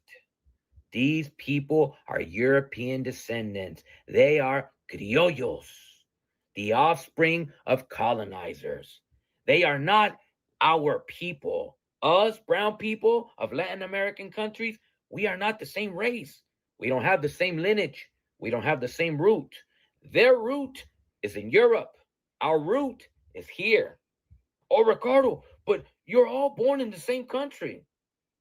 If you're black and you're born in the United States, you mean to tell me you're the same people, the same race as them white folks? Because you're born in the same country, you speak the same language, you go to the same schools, etc.? No. So apply the same logic to Latin America and or Latin American countries, and you will understand why there are so many people that look white but are from Latin American countries. There is no such thing as I only look white, but I'm not really white. I'm actually Mexican. No such thing as that. You are white. You just happen to be born in a Latin American country. Where you are born does not determine what your race is.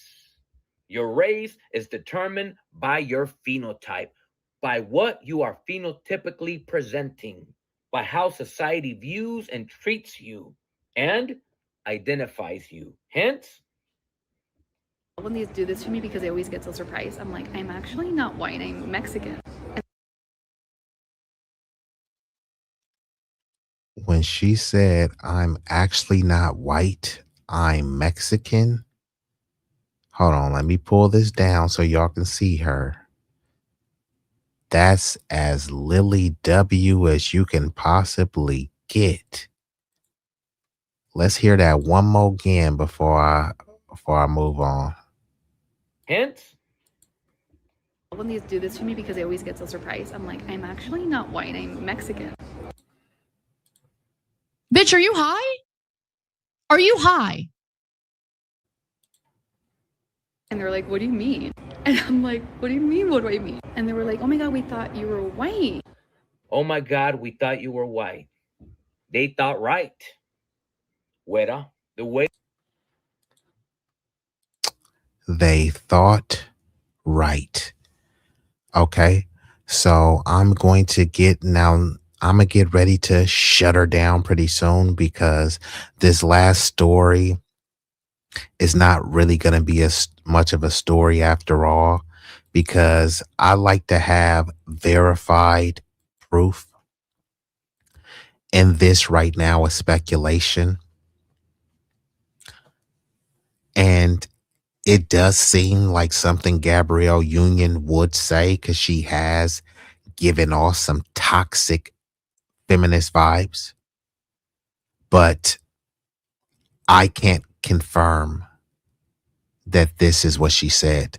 However, there is this meme going around that allegedly Gabrielle Union is blaming black men for Kamala losing. Now, there have been some brain dead Boule members, some buck broken Barbie bimbos that have been blaming black men. I just can't really delve into this story until I can verify if there's an outlet, an interview where she said this. Instead, it's just a meme that says, look, this is what she said. So this has caused quite a stir on the internet. And I was looking and I couldn't find it. So the quote is that she allegedly says, weak black men used the 2024 election to get revenge on the strong black women they resent. Now, there are some toxic feminazis that actually believe this. It's just, I don't know how accurate that is. So that was gonna be something that I touched on. But then when I looked, I couldn't really find any proof of it. So let me check. Hold on. Just give me 1 second. Hold on.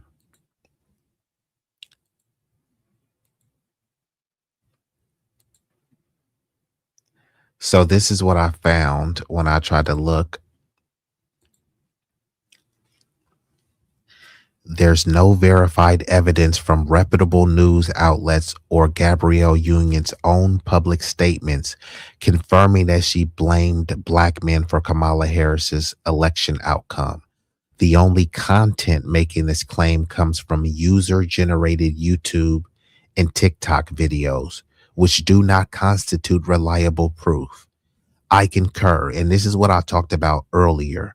When someone can just give an anonymous tip and make an allegation about you, by the time you have a chance to defend yourself, things are already viral. The lie is halfway across the world before the truth gets out of bed. So it puts you in a precarious position because when someone tells a lie and allege something about you, if you don't come out forcefully and tear it down, then people say, see, it must be true. Why aren't they defending themselves? Then if you defend yourself too vociferously or fervently, then they say, hey, it must be true. Otherwise, why is this person that triggered? So it's kind of a damned if you do, damned if you don't. But apparently, some people are trying to cause a stir and a gender divide. Maybe Gabrielle did say this, but I'm going to, hold off on this story until I have more proof. Usually with these stories, you can find an outlet, an interview that will back up what was being said, but it appears that this is just someone trying to stir some divides. And you notice when people are trying to cause a gender conflict, they're always trying to do it with black men and black women. I wonder why that is. They hate the black community. They have black fatigue, yet they're always stirring up, promoting, endorsing, boosting, signal blasting anything that's perceived as dysfunction, depravity, debauchery. Is quite pathetic and quite disgusting. So I don't know if Gabrielle Union is blaming black men. Black men still always get blamed for everything. Right now, it's a bunch of white men running the country into the ground, and some people are still blaming George Floyd. George Floyd is not even here. People still talking about Trayvon Martin, who was a kid, saying what he deserved. So when people are being mass surveilled by Palantir, when you can't afford to buy a home, when you got a bunch of white people sending other, white and others into other countries to invade and destabilize, Whose culture is that, right? You can't blame black men for that. They say that we're too stupid and too powerless to run the country. So you can't blame us for running the country into the ground. You said we have no wherewithal, no acumen, and no infrastructural power to do it. But there are other demographics that have alleged high IQs and superior culture. How superior is that culture if it's led us to this point, right? So I'm going to get ready to shut it down. I do appreciate y'all for being here with me. Y'all could have been anywhere in the world. You chose to be here with me, at least momentarily. And for that, I thank you. I definitely will be coming in and hitting y'all strong tomorrow. I have more time tomorrow, so I will be very thorough with some of the breakdowns that I have tomorrow. And I'm sure y'all will be excited with the content that I have. So I'm going to run some visuals. Hopefully y'all stick around to the end of the stream. I do sincerely appreciate y'all, but I'll make sure that the visuals are visually and aesthetically pleasing. So before I get up out of here, you know, I'm gonna hit you. Yeah. Hey.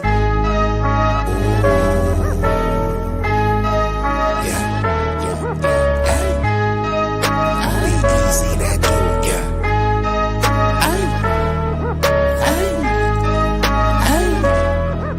shit so hot it's burning up. Just go ahead and turn this up. I bring the pain like an aftermath of a car wreck. It's a lot of niggas that say they real, but to me that shit is far-fetched. Them cats is pussy. They really is on some feminine stuff. I rock up on them with the 40 ounces. It's a definition of adrenaline rush. What it do is sweet like cinnamon puffer. My niggas is rough like Willow Pass. Grew up out on Mary Mac, but I used to hang on Willow Pass. These birds that I roll with, outcasts and misfits. Better zip lips so you get hit when the fifth spit. Flat line in your pit. Trap it's just black magic, no voodoo. Get the bands like boo-coo. For the cocaine, they go cuckoo. Most these niggas is foo-foo, so I'm shitting on them like doo-doo. I can't fuck with y'all like tofu. I'm just saying, man, like Goku. Bad bitches at the house with me watching Netflix or Roku. Fuck them both at the same time, and I swear to God it was so cool. Street legend, real boss, I call shots cause I'm still saucy. I know some G's to the bike crack on shite racket and fly back out to Millwall. When they flow, they say I be burning up, burning up. Cookie to the draw is what we burning up, burning up. What you ain't know, oh, we burning up, burning up. This shit so hot, it's burning up. Just go ahead and turn this up. When you hear me flow, say I be burning up, burning up. Cookie to the draw is what we burning up, burning up. What you ain't know, oh, we burning up, burning up. This shit so hot, it's burning up. Just go ahead and turn this up.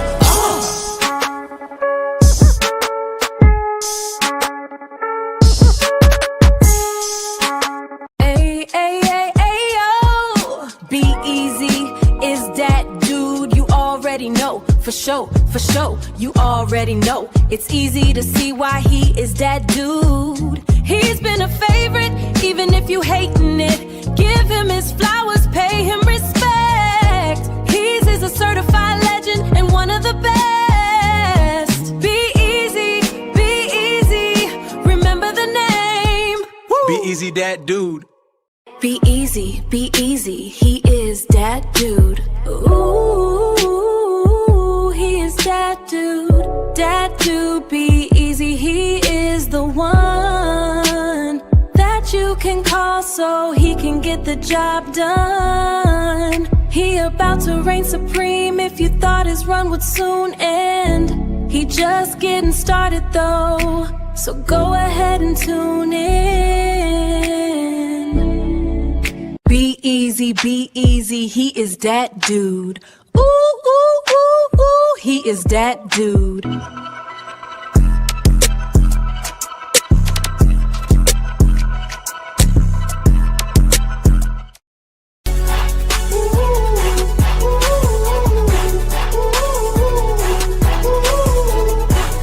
B-Eazy Dat Dude.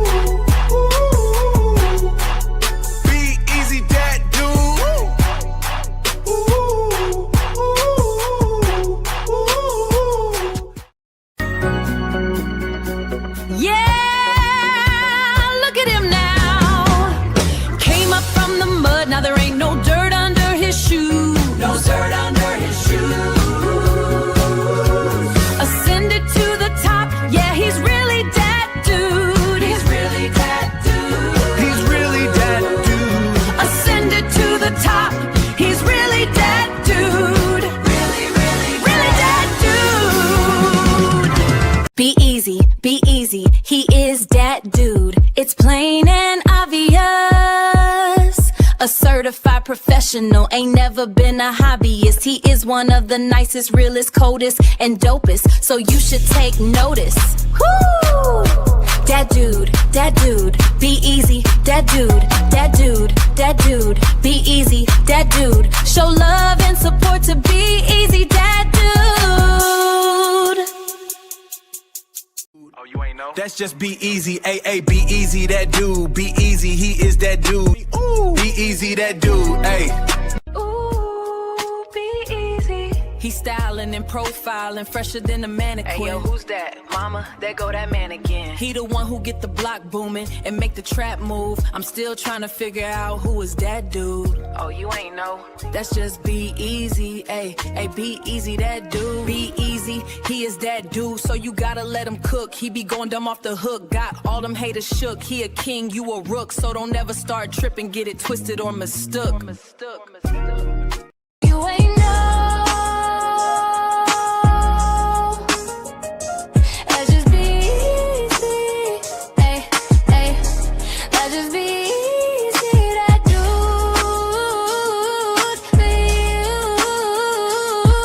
Be-Eazy, he's that dude. You hear me? You feel me? Ooh, ooh. Be-Eazy, that dude, yeah. Be-Eazy.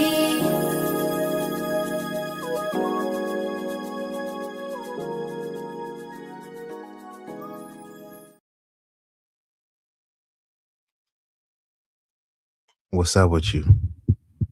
I was trying to shut it down, but it looks like we've been joined by an illustrious guest. Yeah.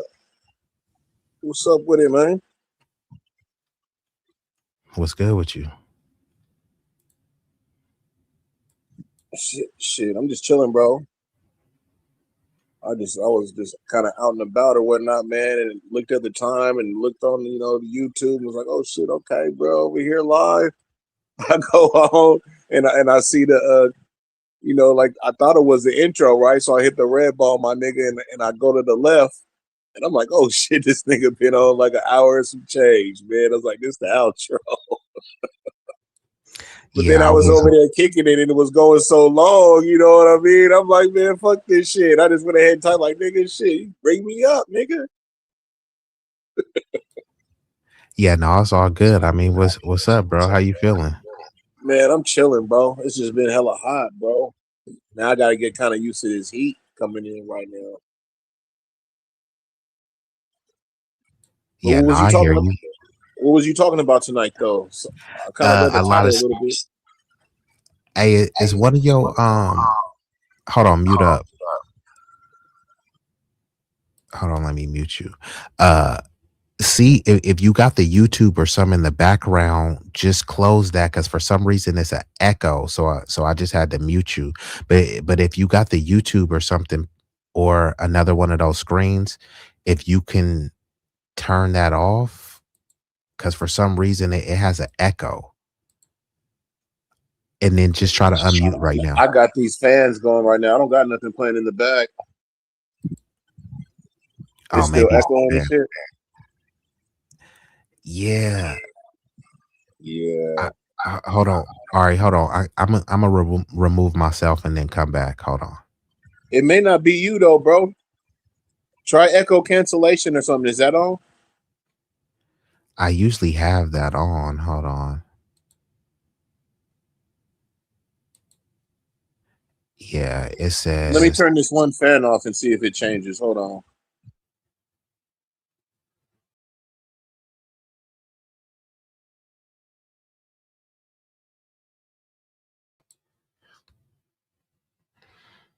All right. Well, while he on mute, Tudney says it was way too short tonight. Well, I said I wasn't going to be here for a long time. But a good time. How do I sound now? You sound cool, but for some reason I can still echoing, my nigga. Let me drop down and come back, bro. It's got to be me, man. Let me drop down and come back. All right, for sure. All right, yeah, I was trying to shut it down, but Big Rig wanted to come back. Ted Nees was like, I not so fast. So looks like as I was trying to shut her down, I might stick around for a little bit longer, but I do appreciate y'all. If y'all haven't took the opportunity to hit your boy with the please. Time for a intermission. We kindly request that you show love to the channel's creator and platform by leaving a like, sharing, commenting, and subscribing. Don't forget to turn on the notification bell to stay up to date with all the latest content. Liking posts is completely free and helps the algorithm boost our reach. We want to grow the community larger and larger. So thank you all who take the time to support us. It does mean the world to us and doesn't go unnoticed.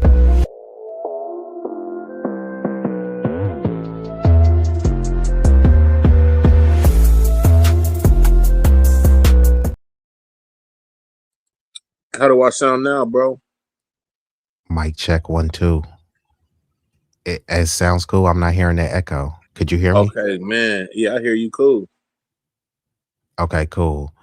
So you saying yeah, your people in the chat was saying you was kind of, you were short tonight? yeah, they was. So you got to get to popping it then, bro.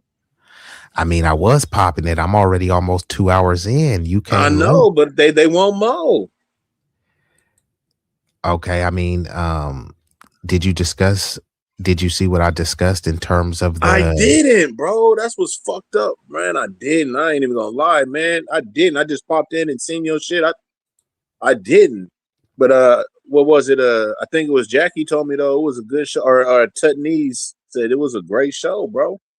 Yeah, I discussed the Afroman. Did you hear about with Afroman? His house had got raided in I did hear a 2022. little bit about that, absolutely. And then they like ate his pound cake, or so that's why I called it pound cake, right? Ate like some food and took He some made a bread from him. song. Yeah, they took like $400 from him. Right. He had a lemon pound cake. Right. They didn't take it, but they was kind of eyeing it as if they was about to take it. Okay. And they kind of trashed his house. Right. You know what I mean? And that's the thing too. And mind you, this was all off of a allegation. Right. And this is kind of what I was saying about yesterday. While I get it, you do want to believe victims and you want to believe women, but we're at a point where anyone could just cry, make an allegation and say that me, you, or John physically inappropriately right. touched them. And now I have to prove that it wasn't a lie. Like they say innocent until proven guilty, but it's really guilty until proven innocent.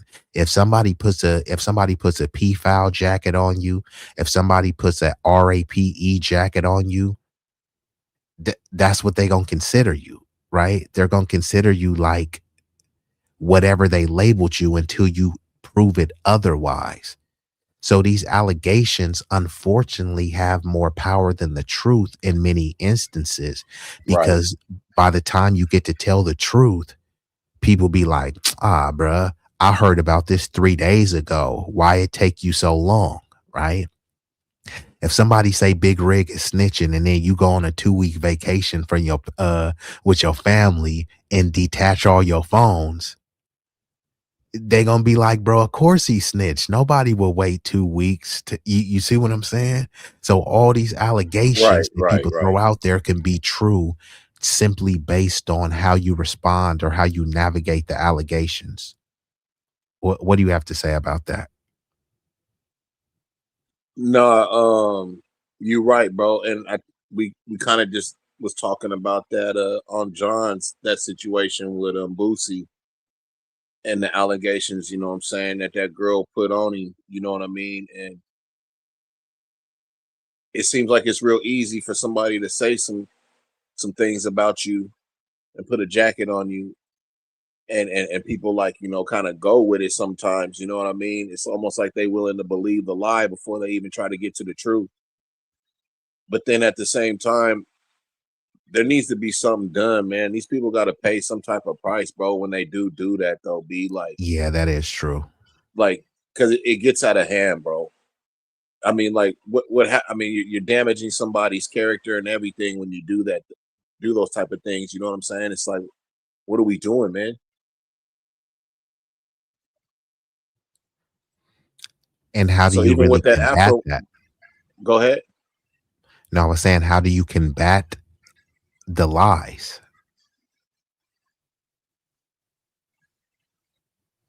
And that's the thing, though, bro. Like that's the thing, Because and Big most Rig, times you've people been will around believe the the lies, sector, bro. and that's what Especially I'm saying, Big Rig. if you put it in a scenario like you said, you out of town or something, right? So the time kind of, you get a little time that passes by, so it makes you look like, what I mean, you guilty or something, you know what I mean? When you just over there just living life, and bro, like that was actually a cold little scenario you put out there with that, bro. Well, the thing is, it's a cold scenario, but it's relatable and it's happened to people. And Right, at what point, because sometimes they tell you to be the bigger person and they say the bigger person you're supposed to ignore.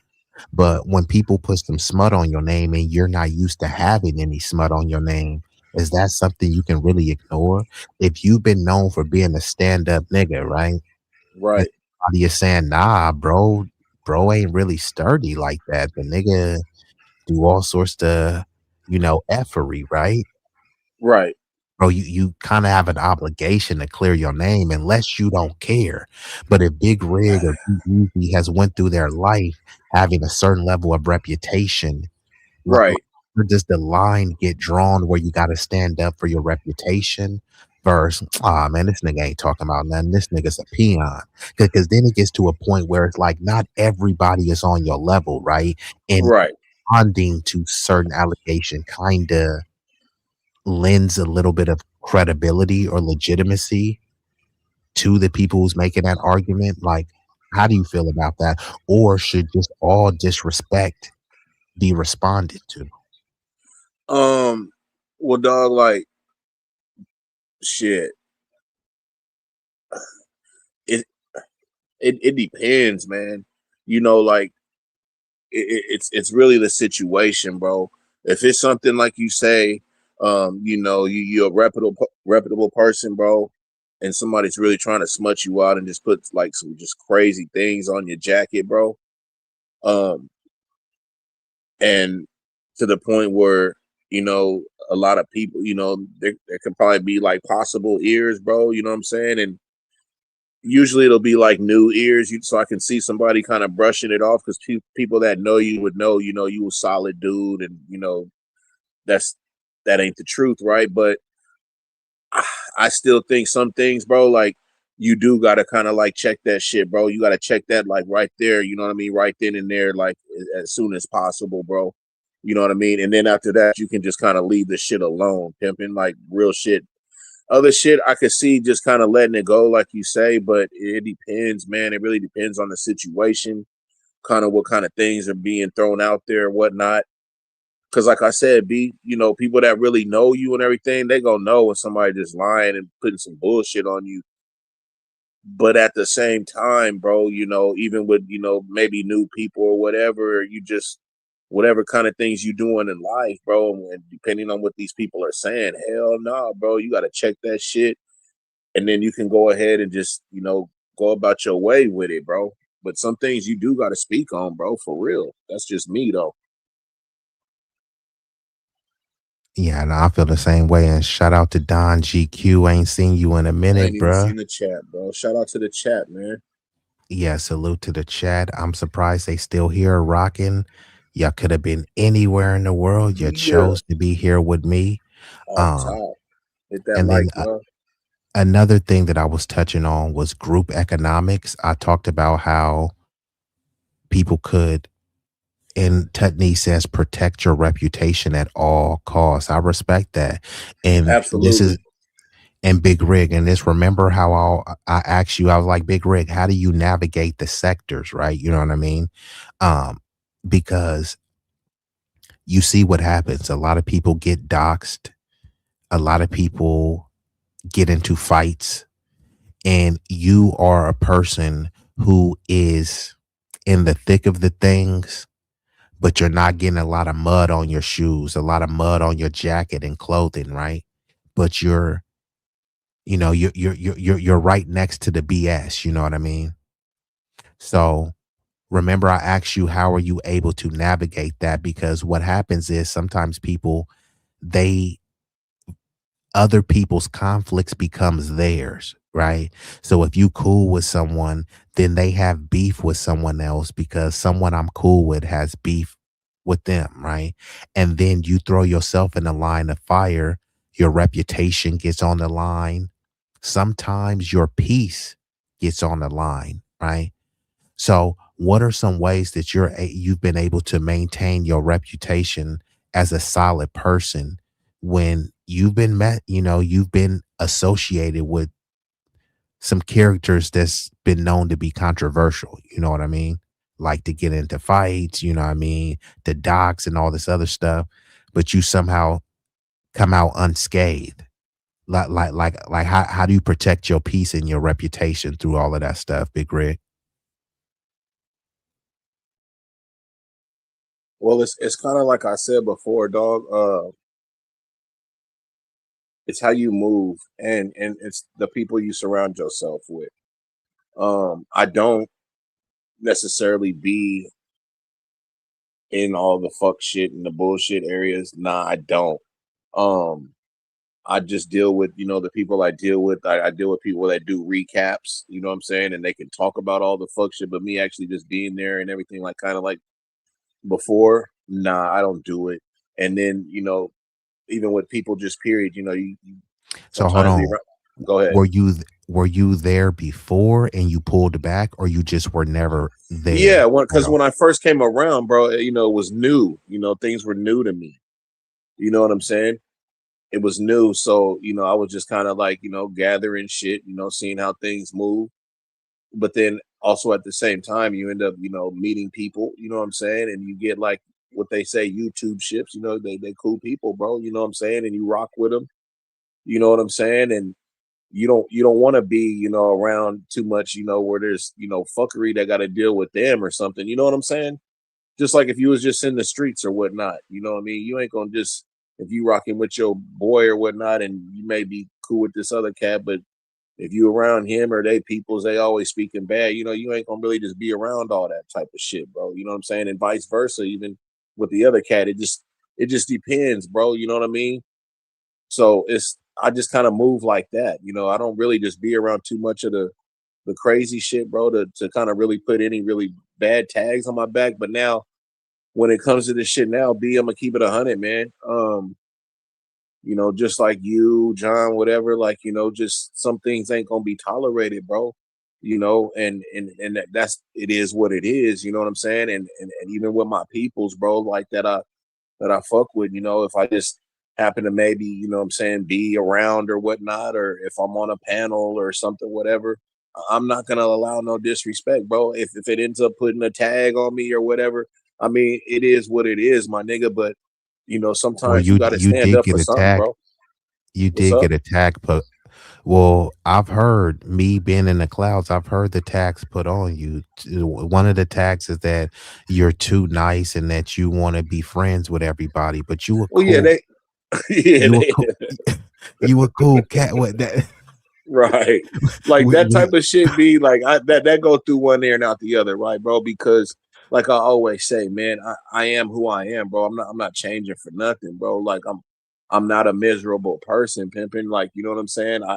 I try to be as positive as I can. I try to put positive out there, bro. I don't feel the need to put no type of negative out there. There's too much negative in this world as there is, bro. So I don't add to that. You know what I mean? And I'm really firm on karma, bro. You know what I'm saying?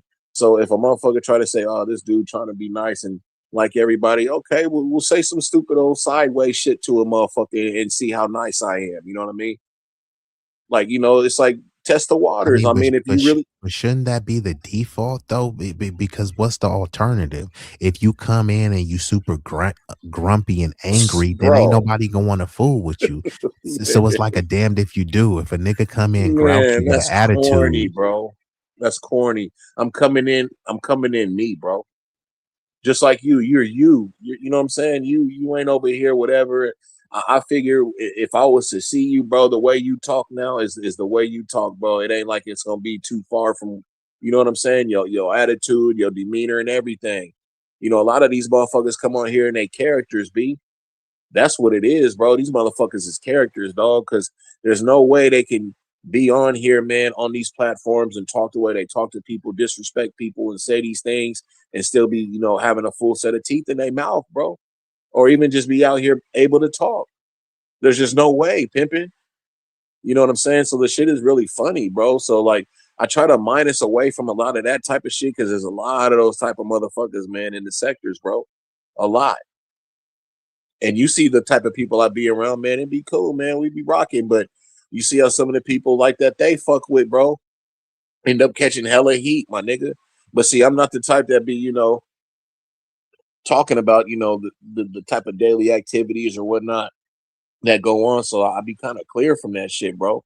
You feel me? But when you come in and you do that, you know what I'm saying? Basically what they call it, like a reaction. Well, not a reaction, but I can't remember. But they call it something, you know what I'm saying? A recap channel, you know what I'm saying, of the sector shit. You know, that's what you can go through, bro. You know, you giving your opinion on things and talking about things that nobody like to be talked about, bro. But I mean, shit, it's a free world, bro. I'm not against that pimping. Like, you know, that's just I just don't do it. You know what I'm saying? But go ahead. Yeah, no, I hear exactly what you're saying, man. And you've been around B. You've caught in like too little bullshit, but you know you move cool. You know what I'm saying? And you definitely ain't no punk. Like if somebody say some funny shit, you know you real snappy with it. You know what I'm saying? But it ain't like you out here just you know fucking with people, bro, and trying to call people out. And you'll notice how people try to do that, bro. Yeah, You know you what I'm kind saying? of Don't gotta know pick nothing your about you. battles, bro. Right. Don't know nothing about you and just want to, you know, get the popping it, bro. Just try to see if they can get you out your body, bro. And I don't do that, bro. I'm too old for that shit, man. Let somebody get at me Exactly. and get to me like that. That's crazy, bro. That's kid shit. And that's what I'm saying. Like as we get older, then it's like we can only give so much energy to so many things, right? Like when we was younger, you remember if niggas was looking at you wrong, what is you mugging me for, nigga? I'll slap the Off shit top. out. You see what I'm Off saying? Like, top. Off top, my nigga. Off top, bro. And but you know what's now, funny, B? I don't mean to cut you real quick because you sparked something in me.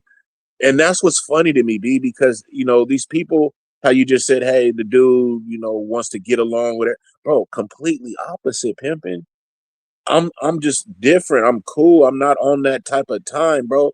But like you said, back in the days, bro, you gotta be fucking kidding me. And these motherfuckers really act like motherfuckers is just sweet, bro. Like they don't know what motherfuckers' backgrounds is or nothing, B. They don't know the man that's standing in front of them now is not the man that, you know what I'm saying, was before, bro. it remind me of the baby boy. I wish I could play some of the scenes right now. But remember with Tyrese, you feel me? Like If you want to pull up a scene, nigga, I'll pop it. If you got to pull it up or whatnot, you know what I mean? So there ain't no dead time. Let's rock nah, out, that nigga. no, it ain't that. It's just I know with the specific movie, like that type of movie be like copyrighted. That Oh, okay. I got you. I got you. yeah. So I was just only talking about that specific scene because it would play right into what we were talking about. But what I was saying was Ving Rhames, the nigga had got out the pen and he was trying to, you know, go on his square righteous path. And them niggas was testing them. It's like, bro, just because I may be articulate or nigga, I'm more eloquent, nigga, it's like this is because I've evolved, nigga. Like Right. it's like, bruh, nigga, I'm still a super saiyan, bro. If you want to get hit, nigga, with you feel me with a Right. kamehameha or something like, but it's like now I'm at a point where I shouldn't have to do that. I want to Right. avoid that. Right. However, it's still in me because it's not on me. I don't wear it like a Absolutely. jacket that I can just take off. It Right. really is in me.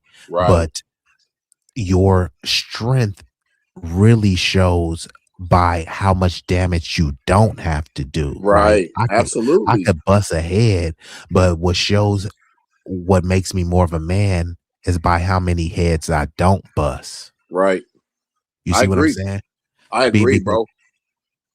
yeah, And it so took we have and it took something to get that thinking, B. For real yes, though, bro. right. It took quite some time, you know what I mean? So that's why I do gotta embrace it.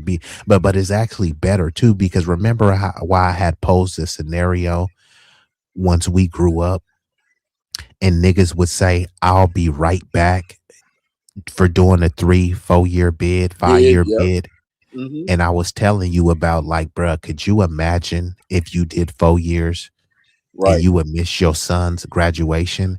Right. Well, a lot of times, because niggas can't control themselves or they don't know when to pick their battle, sometimes a nigga get into a fight and beat a nigga up, and you might be in the right, but you know what? That's disorderly conduct. That's all sort Right. of stuff.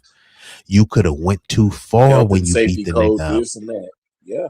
Correct. Now you still got those same 3 years or 2 years right back. You see what I'm saying? So Yep. some stuff ain't even worth it, bro. What are you even trying to prove?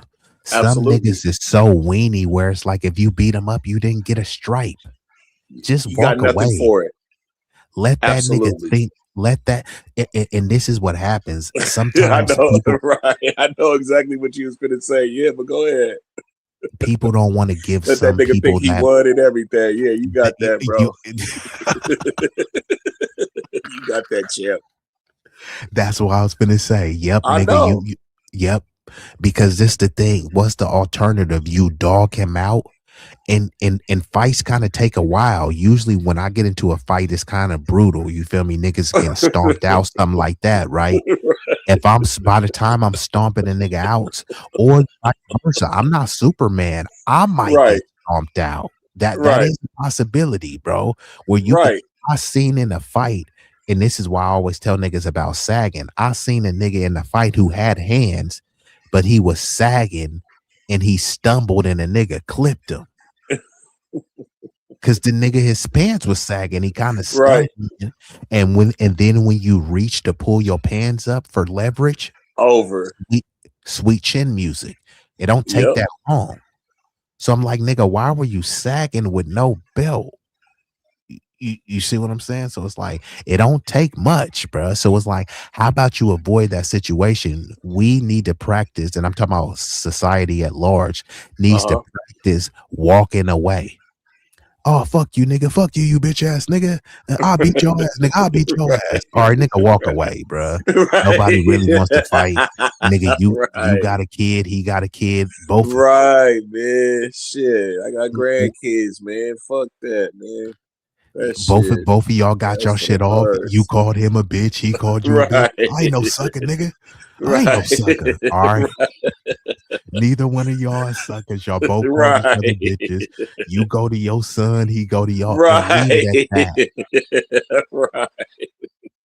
Because what happens, bro? Let's say you do win the fight. Nigga, I'm not taking that fight lightly. You saw what happened when the nigga got stomped out in Minister Society. That's a fact. That's what's gonna happen, because now if you stomp a nigga out, most likely someone has got it on cam. So, bruh, you finna make me go viral getting stomped out. Somebody is gonna pull up on you. So how about we just avoid the fight altogether? Because the one fight is not gonna end there. But You look, either hold on. go But ahead. look, B. He said the one fight's not going in there. But look, Not with you was about me, to it cook. ain't. But look, but that's why I had to stop you real quick, bro, because you said something that fucked me up. Look, you said, look, you finna somebody go definitely record it, right? So you finna have a viral clip of me getting stomped out, bro. Like, absolutely not, man. Somebody for sure finna come pull up on you. Nigga, that's what's gonna happen nowadays, B. You're absolutely right. You gotta, and if you don't think that shit, Bro, you're a you fucking gotta fool. get active. Bro, to keep it a buck, your This is son might crazy, get bro. active. This is crazy, I'm bro. keeping it real. A nigga's son might get active to uphold the name and the honor of his family. Because once it goes viral, the kids at the school is gonna get a hold of it. Oh man, see, look, you're taking it. Hey, look. Oh, shit. Add hella little twist. Oh shit.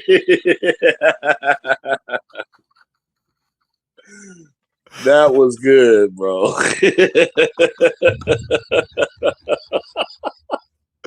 Because I'm like visualizing it too, like, you know what I'm saying? Like a news clip is viral. The kids like, what the fuck? Going to school, kids testing this nigga, talking shit. You know what I mean? Well, you see it Hell no, you already. gotta nigga definitely gonna be fighting for his honor, bro. Yeah, you see it already because some dudes they have to fight Oh because their man, mom is on OnlyFans. bro, man, you know that's something we need to get on too one day. That's a topic. Yeah, You ain't and you never lied, bro. You ain't because on the real B, there's more of that than there is, and it's basically kind of the same. Than there correct, are, your mom being a fucking porn star, bro. You know what correct. I'm saying? Like it, man, bro. That's got to take a toll, bro. And yeah, you could be living It the life. does, She buying you everything. She in the Benz, whatever. Y'all living in a nice condo, whatever, bro. But but oof, at what expense? at what expense, bro? Absolutely, B. That's crazy. Yeah, because the kids ain't gonna be able to live that down or explain it away. So you have to fight. You have to Oh fight for man, your bro. honor to stop getting clowned, and you have to fight because nobody wants to hear their mom getting clowned on like that. Yeah, Or to show like, oh look, I can pull up your mom getting smashed right now and bro. You send know it to how a bunch of awful people. that's gotta feel though, pimping. Like real shit, bro. Like I said, Crazy. even though You y'all can't pulling even up in the fathom it. nice cars, yeah, bro. But that's real though, because there are some young ones, man, out there that they go through that, bro. Because some of these motherfuckers that are OF'd out are super big on Instagrams and they're not Facts. privated, bro. Like this all comes into play, bro. And they And say then once it's on oh the man, internet, it's that's on there forever. crazy, bro. That's a fact, B. And once it's on the internet, it's on there forever, bruh. Forever, bro. But I don't care how many times you delete it. while you up here, since we didn't get to do our stream, this will be like a prelude to that stream. So let me try to make this a little bit bigger. And then after we chop it up a little bit, I'm gonna shut it down. But this is things from the 80s that kids today won't understand. Shit, you might not even understand some of this stuff. So we gonna go through the slides. What you know about this? Man, I know all about that, brother. What whip you think of that you had that had this? I had a 77 Ventura, bro, with them roll up windows. I had A a 77 '84 Ventura. Datsun. I had a '84 I had a Datsun truck. Taurus. I had a Ford Taurus that had those. I'm trying to think, did my box Chev have those? Yes, because there's not too many box Chevys that have power windows, bro. Yeah, no, I know the 84 didn't, but to be honest, the 89 actually did have power windows. That one for sure did. Usually '80s Yeah, babies do, but the but 84 late didn't '80s have one. babies though. Yeah, that's what I said. It was literally the last model, and this one was considered like luxury back then to have electric windows. But some people did like these windows because then when the electric windows went out, you feel me? You kind of had to pay an arm and a leg back then. Or let's say your electric window went out and your window was halfway down or all the way down. You know what I mean? No, I ain't going for it, B. Because look, check this out, bro. And this is because I know you a Chevy dude. Shout out to you, pimping. You let them boxes. Shout out to you, pimping. But I'm an Oldsmobile dude. You know what I'm saying? And with them O's, like I always say to my Chevy boys, and they try to get on me. We all damn near the O's and Deltas and shit, bro. Because we talking about the box Chevy. We had power windows, bro. Like it was almost like really common. I be getting on Chevys, bro, because I just really think that Chevys was lacking, you know what I'm saying, in a lot of interior things, bro. Real shit. So you Bro, getting on taking the his little electric window. shot. Look, you getting on the electric window talking about they get stuck with you. Nah, I ain't going, bro. I'd rather go through that little bullshit and go to pick and pull, grab me another motor or whatnot, my nigga. Swap that shit out than ever roll up and down the motherfucking windows like that. Cause look, if you got 4 windows or whatnot, or even a little wing window in the back, bro, and you gotta roll that thing down, you get in the car, bro, you gotta reach all in the back and roll that shit down, roll the other one down. Then if you park and go somewhere, you know what I mean, you gotta roll them all back up. Bro, they don't even make those little wing windows damn near no more. Oh shit, dog. And Tutney says she had these in her truck a few years back, and Off my to little oh nephews shit. the nephews didn't know. Okay. That's why I said a few years. I'm like, okay, Tedney. Shout out to you. I had You know him what a I'm few talking about? decades, but I hear you. Let's go to the next slide. What you know about tape? What you know about taping a song off a radio? Come on, man. I Try. think I had that exact fucking boombox, bro. That's crazy. I had a black one that looked just like that, and one side was blue and one side was red with the dual cassette, bro. Only one side would record. You would have to put a piece of tape in the tape, I depending was on if you was just using a about to fucking ask you, nigga, did you know about that? You put a little piece of paper and then you put some tape over. Yeah, I was gonna man. say, nigga, what you Because know sometimes about we didn't that? have just tape at the house, bro. So we cut up a little piece of mail paper one time, bro. Stuff it in Yeah, there, and some toilet that's tissue. what I used, a little piece of paper and Off tape over it. top. And on top of that, like let's say it was a jam, like somebody had the Dr. Dre and you like, oh, I need a dub of that. But you Yeah. only got a like a Gerald Levert tape. I'm like, hey, Yeah.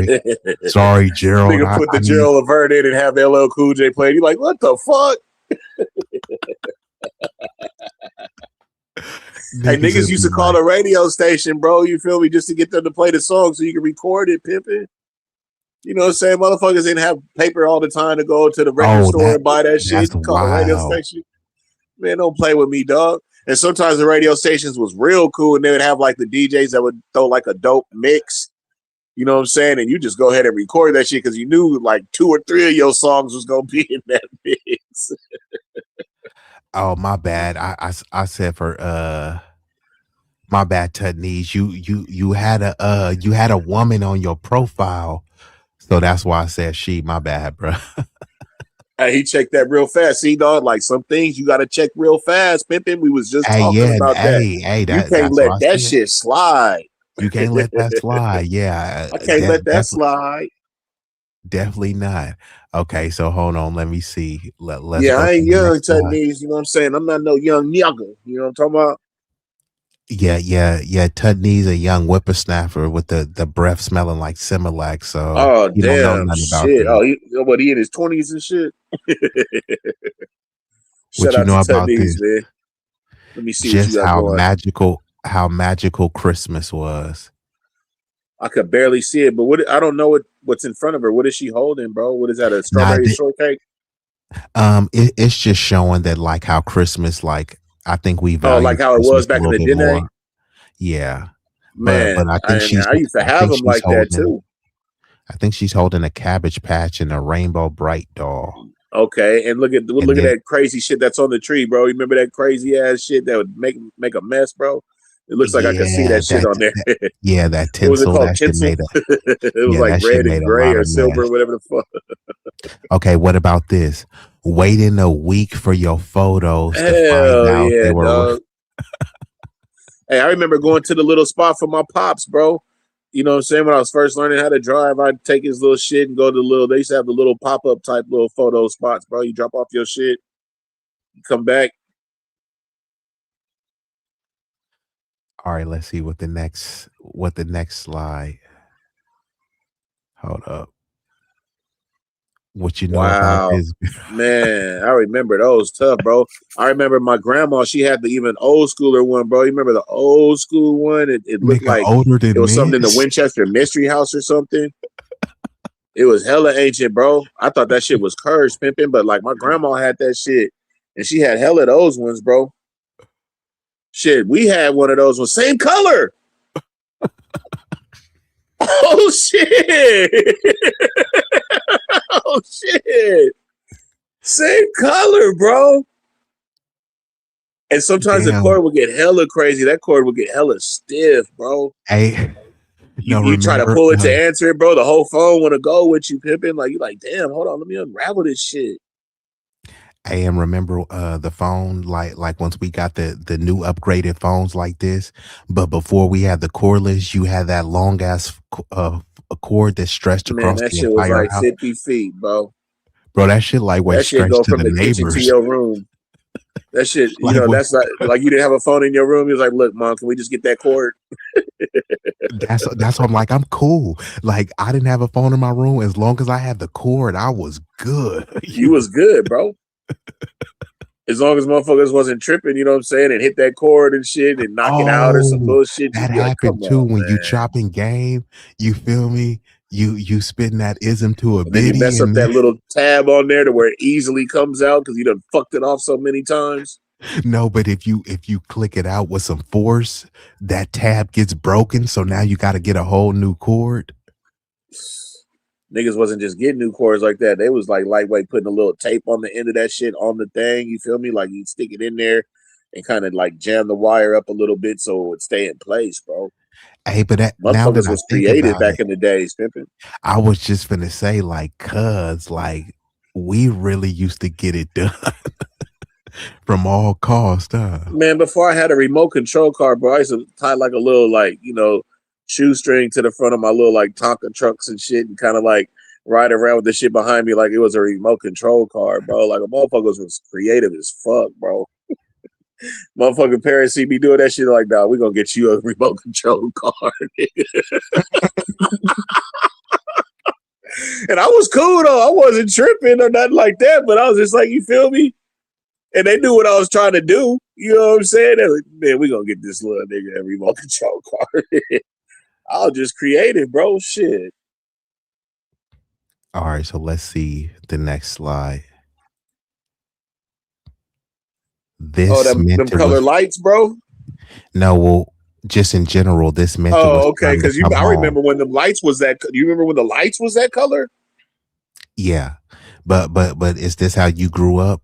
That you had to be Hell home? yeah! When the lights came on, you better be home, bro. Exactly. That's off top, bro. I don't, nigga. Look, and if you wasn't, they gonna look, and you better be coming up that street, bro, and you may get a little grace. But if you ain't Yeah, even you coming may. up the street by the time they did that look, and say you do come in after they did that look, it's over with. Like you 'Cause didn't, you wasn't on the strip good enough, bro. Yeah, because you were supposed to be in before the You were lights hit, supposed to be like in you before the said. lights. You know what I'm saying? So if they did the look and they didn't see you up the street and then they walk away, you feel me? And then, you come in the door. Oh, no, nope. No, not only that, if they do not only if they do the look, if they do the yell, right? If they like Big Rig, Oh, then you know it's cookies, bro. yeah, Because yeah, now if they you know yell their at Big mood is a Rig, little fucked up. yeah, You know what I'm saying? Like, fuck. Like if they just do the look, it's like, okay, but that's why I said you come in after the look, it's cookies. But now if you get it's the cooked. yell though, like wooty woo. Hey, but peep this. It's not just the yell, it's the yell and no response. Cause if they like Big Ooh. Rigs and then you like, huh? Then they at least know you in the vicinity. But if they yell and they don't hear nothing, and it's just a Big Rig, Big Rig, Big Rig, Big Rig. Then they like, oh yeah. Like E. Cola. hey, real talk though in the chat, bro. I really did pull the Tonka truck like that, man. I remember it like it was yesterday. I tell no lies, man. But I really was Yeah, just Ted into B said that was just imaginative, like you painted a little picture. right, bro. But Bro the thing painted a is little though, picture. and me as a parent, bro, like, and this is how I knew what they was thinking when they seen that shit, because I really wasn't tripping, bro. You know what I'm saying? I was having fun, but my parents though, when they see that shit, they was like, "Oh hell no," because I would have did the same shit. Like if I just see my little one doing that, I'm like, "Oh, bro, we go get you a remote control car, bro." My first remote control card had a little cord on it. I was like, nah, I need one of them real things. That little cord Right. on I it didn't was like the cord ones. My that first shit. remote was the tank from Radio Shack, bro. Oh, The Radio really? Shack used to sell this tank, and my dad got for me, bro, and I loved it, bro, because I used to have it go up shit, and it was a full remote, bro, because I used to have the wire ones, but I hated them because you got to walk behind it. So You it's kind of got like the same, to. like me doing I the had a dope, Tonka yeah. toy with the string, because what the fuck is remote control with the cord, bro? When I gotta follow it, bro.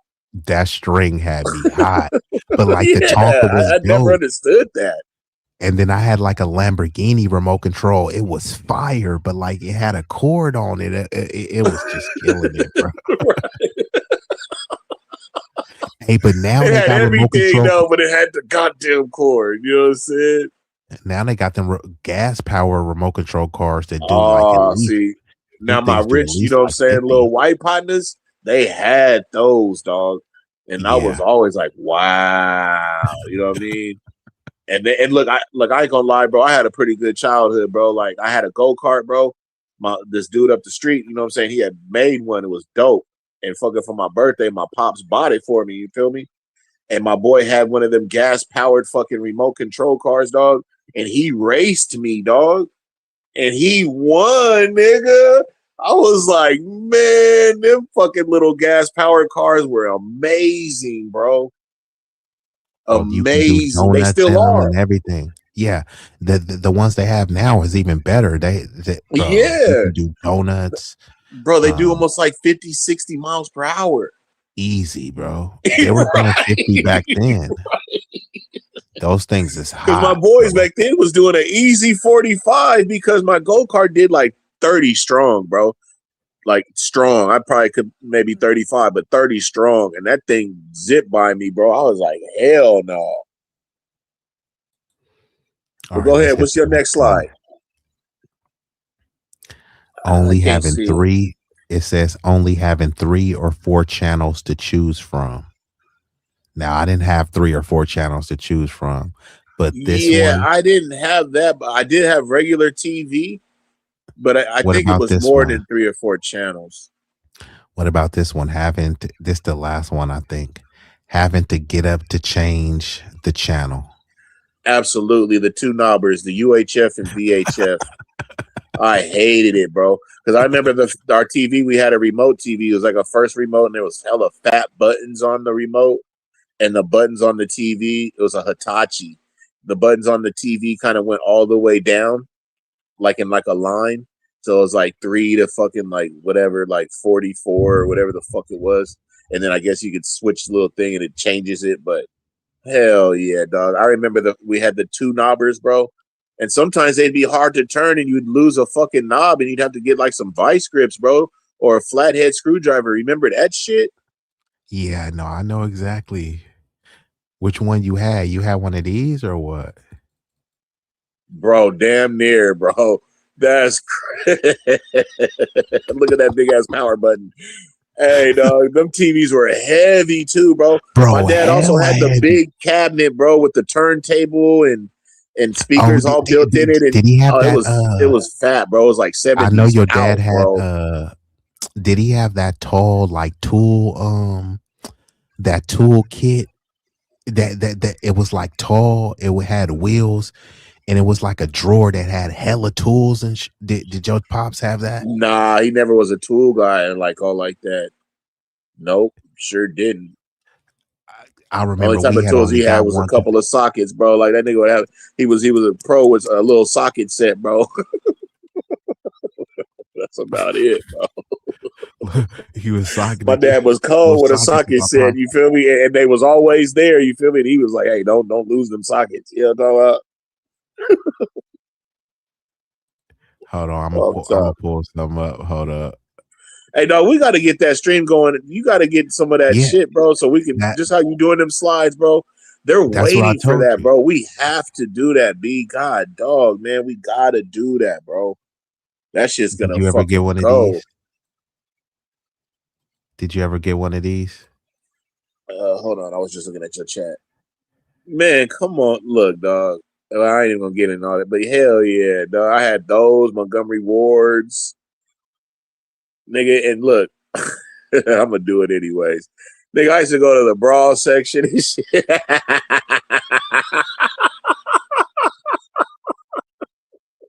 I used to go to the bra section and shit, bro. I ain't gonna lie to you, bro. I was a cold little dude, pimping. I ain't lying, bro. Like, that's the first, and I tried to, I couldn't shut it down. Like, the first thing I thought of when you showed that serious thing was that, bro. But I also liked them because I was always into electronics, bro. Like, so I always like looking at, you know what I'm saying, like stereos, and speakers, and shit like that. Like, I love that shit. And Sears always had a cool little fucking like section. Like, every time I go to like Sears and like the mall, certain spots, they would have keyboards in there, or you know, stereo systems, and I'll just play them or whatever bullshit. But the little girly section, I ain't gonna lie, bro. I used to look at them and posing in them bras and draws. Hey, that's That's crazy. That was like our little soft core little I ain't piece. gonna lie. Look, bro, look, B. I tell no lies, pimping. You feel me? And then they just popped up on me when you did that. I tried to hold it back, pimping, but I'm like, fuck it, man. It is what it is, man. Yo chat, my chat, man. I'm gonna just keep it all the way 100, bro. You feel me? We chopping gang, man. Nah, I can respect it too.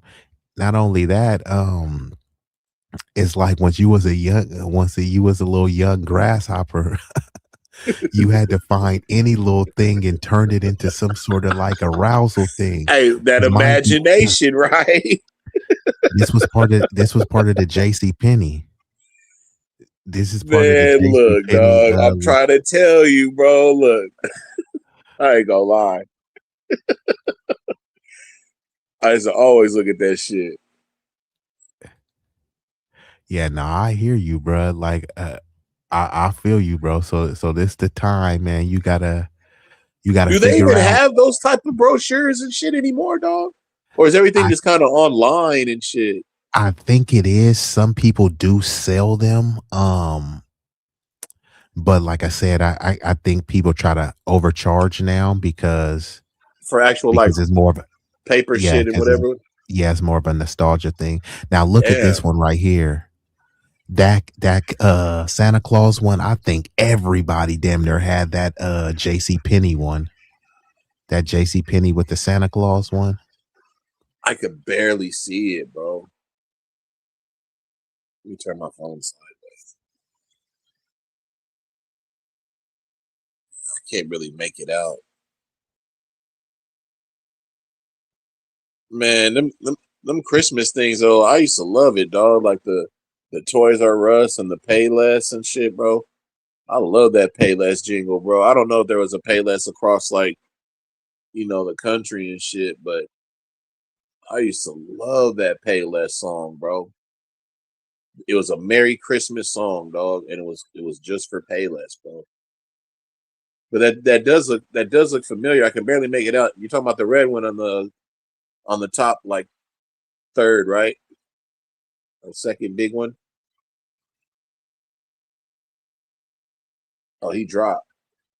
But hell yeah, y'all. I don't know if y'all had a Payless where y'all at, man, but back in the 80s, oh man. I'm big on them jingles, y'all. I used to love them commercial jingles, old school growing pains, Hey, fucking what's up, Big Rick? the beginning. What's up, bro? I was just talking to your crowd one time, but I don't see your avatar, bro. Hey, my Wi-Fi went out on my computer, so I think I'm about to Oh, shut it down. okay, yeah, man. Well, I appreciate you, bro. I But appreciate you let me letting know me if up, y'all man. can hear me. I hear you. Can you hear me? Damn, he can't hear me. All right, for some reason I don't hear anybody, but my Wi-Fi went out. Okay, so it looked like Tutney's can hear me. I can't hear Big Rig. Okay, cool. You can hear me, but I can't hear you. I don't know, man. My Wi-Fi went out, so I had to hop on my phone. But you know what? Big Rig, this is the motivation. We gonna do that stream. Yeah, I can see that Big Rig is there, but I can't hear, bro. And shout out to Tutney's. He says this was a fun stream. I appreciate you. Yeah, I don't know why. My Wi-Fi is acting kind of janky right now, so I had to hop on my phone. But don't trip. I'm gonna hit y'all back tomorrow anyways. Um and Big Rig said we gonna get it lit. Yep. So I'm gonna go ahead and shut it down, bruh. I appreciate y'all for supporting the stream. Love y'all. And he says y'all gotta do that stream one day. Yeah, that stream is gonna come up. You gotta come through Tutney's. But I'm gonna get ready to shut her down just because I'm on my phone and my Wi-Fi on my computer is kind of tripping. So I'm gonna end this thing and I will hit y'all tomorrow. I'll have more time. I'll tap in with y'all. Salute to y'all. Love y'all. Blessings.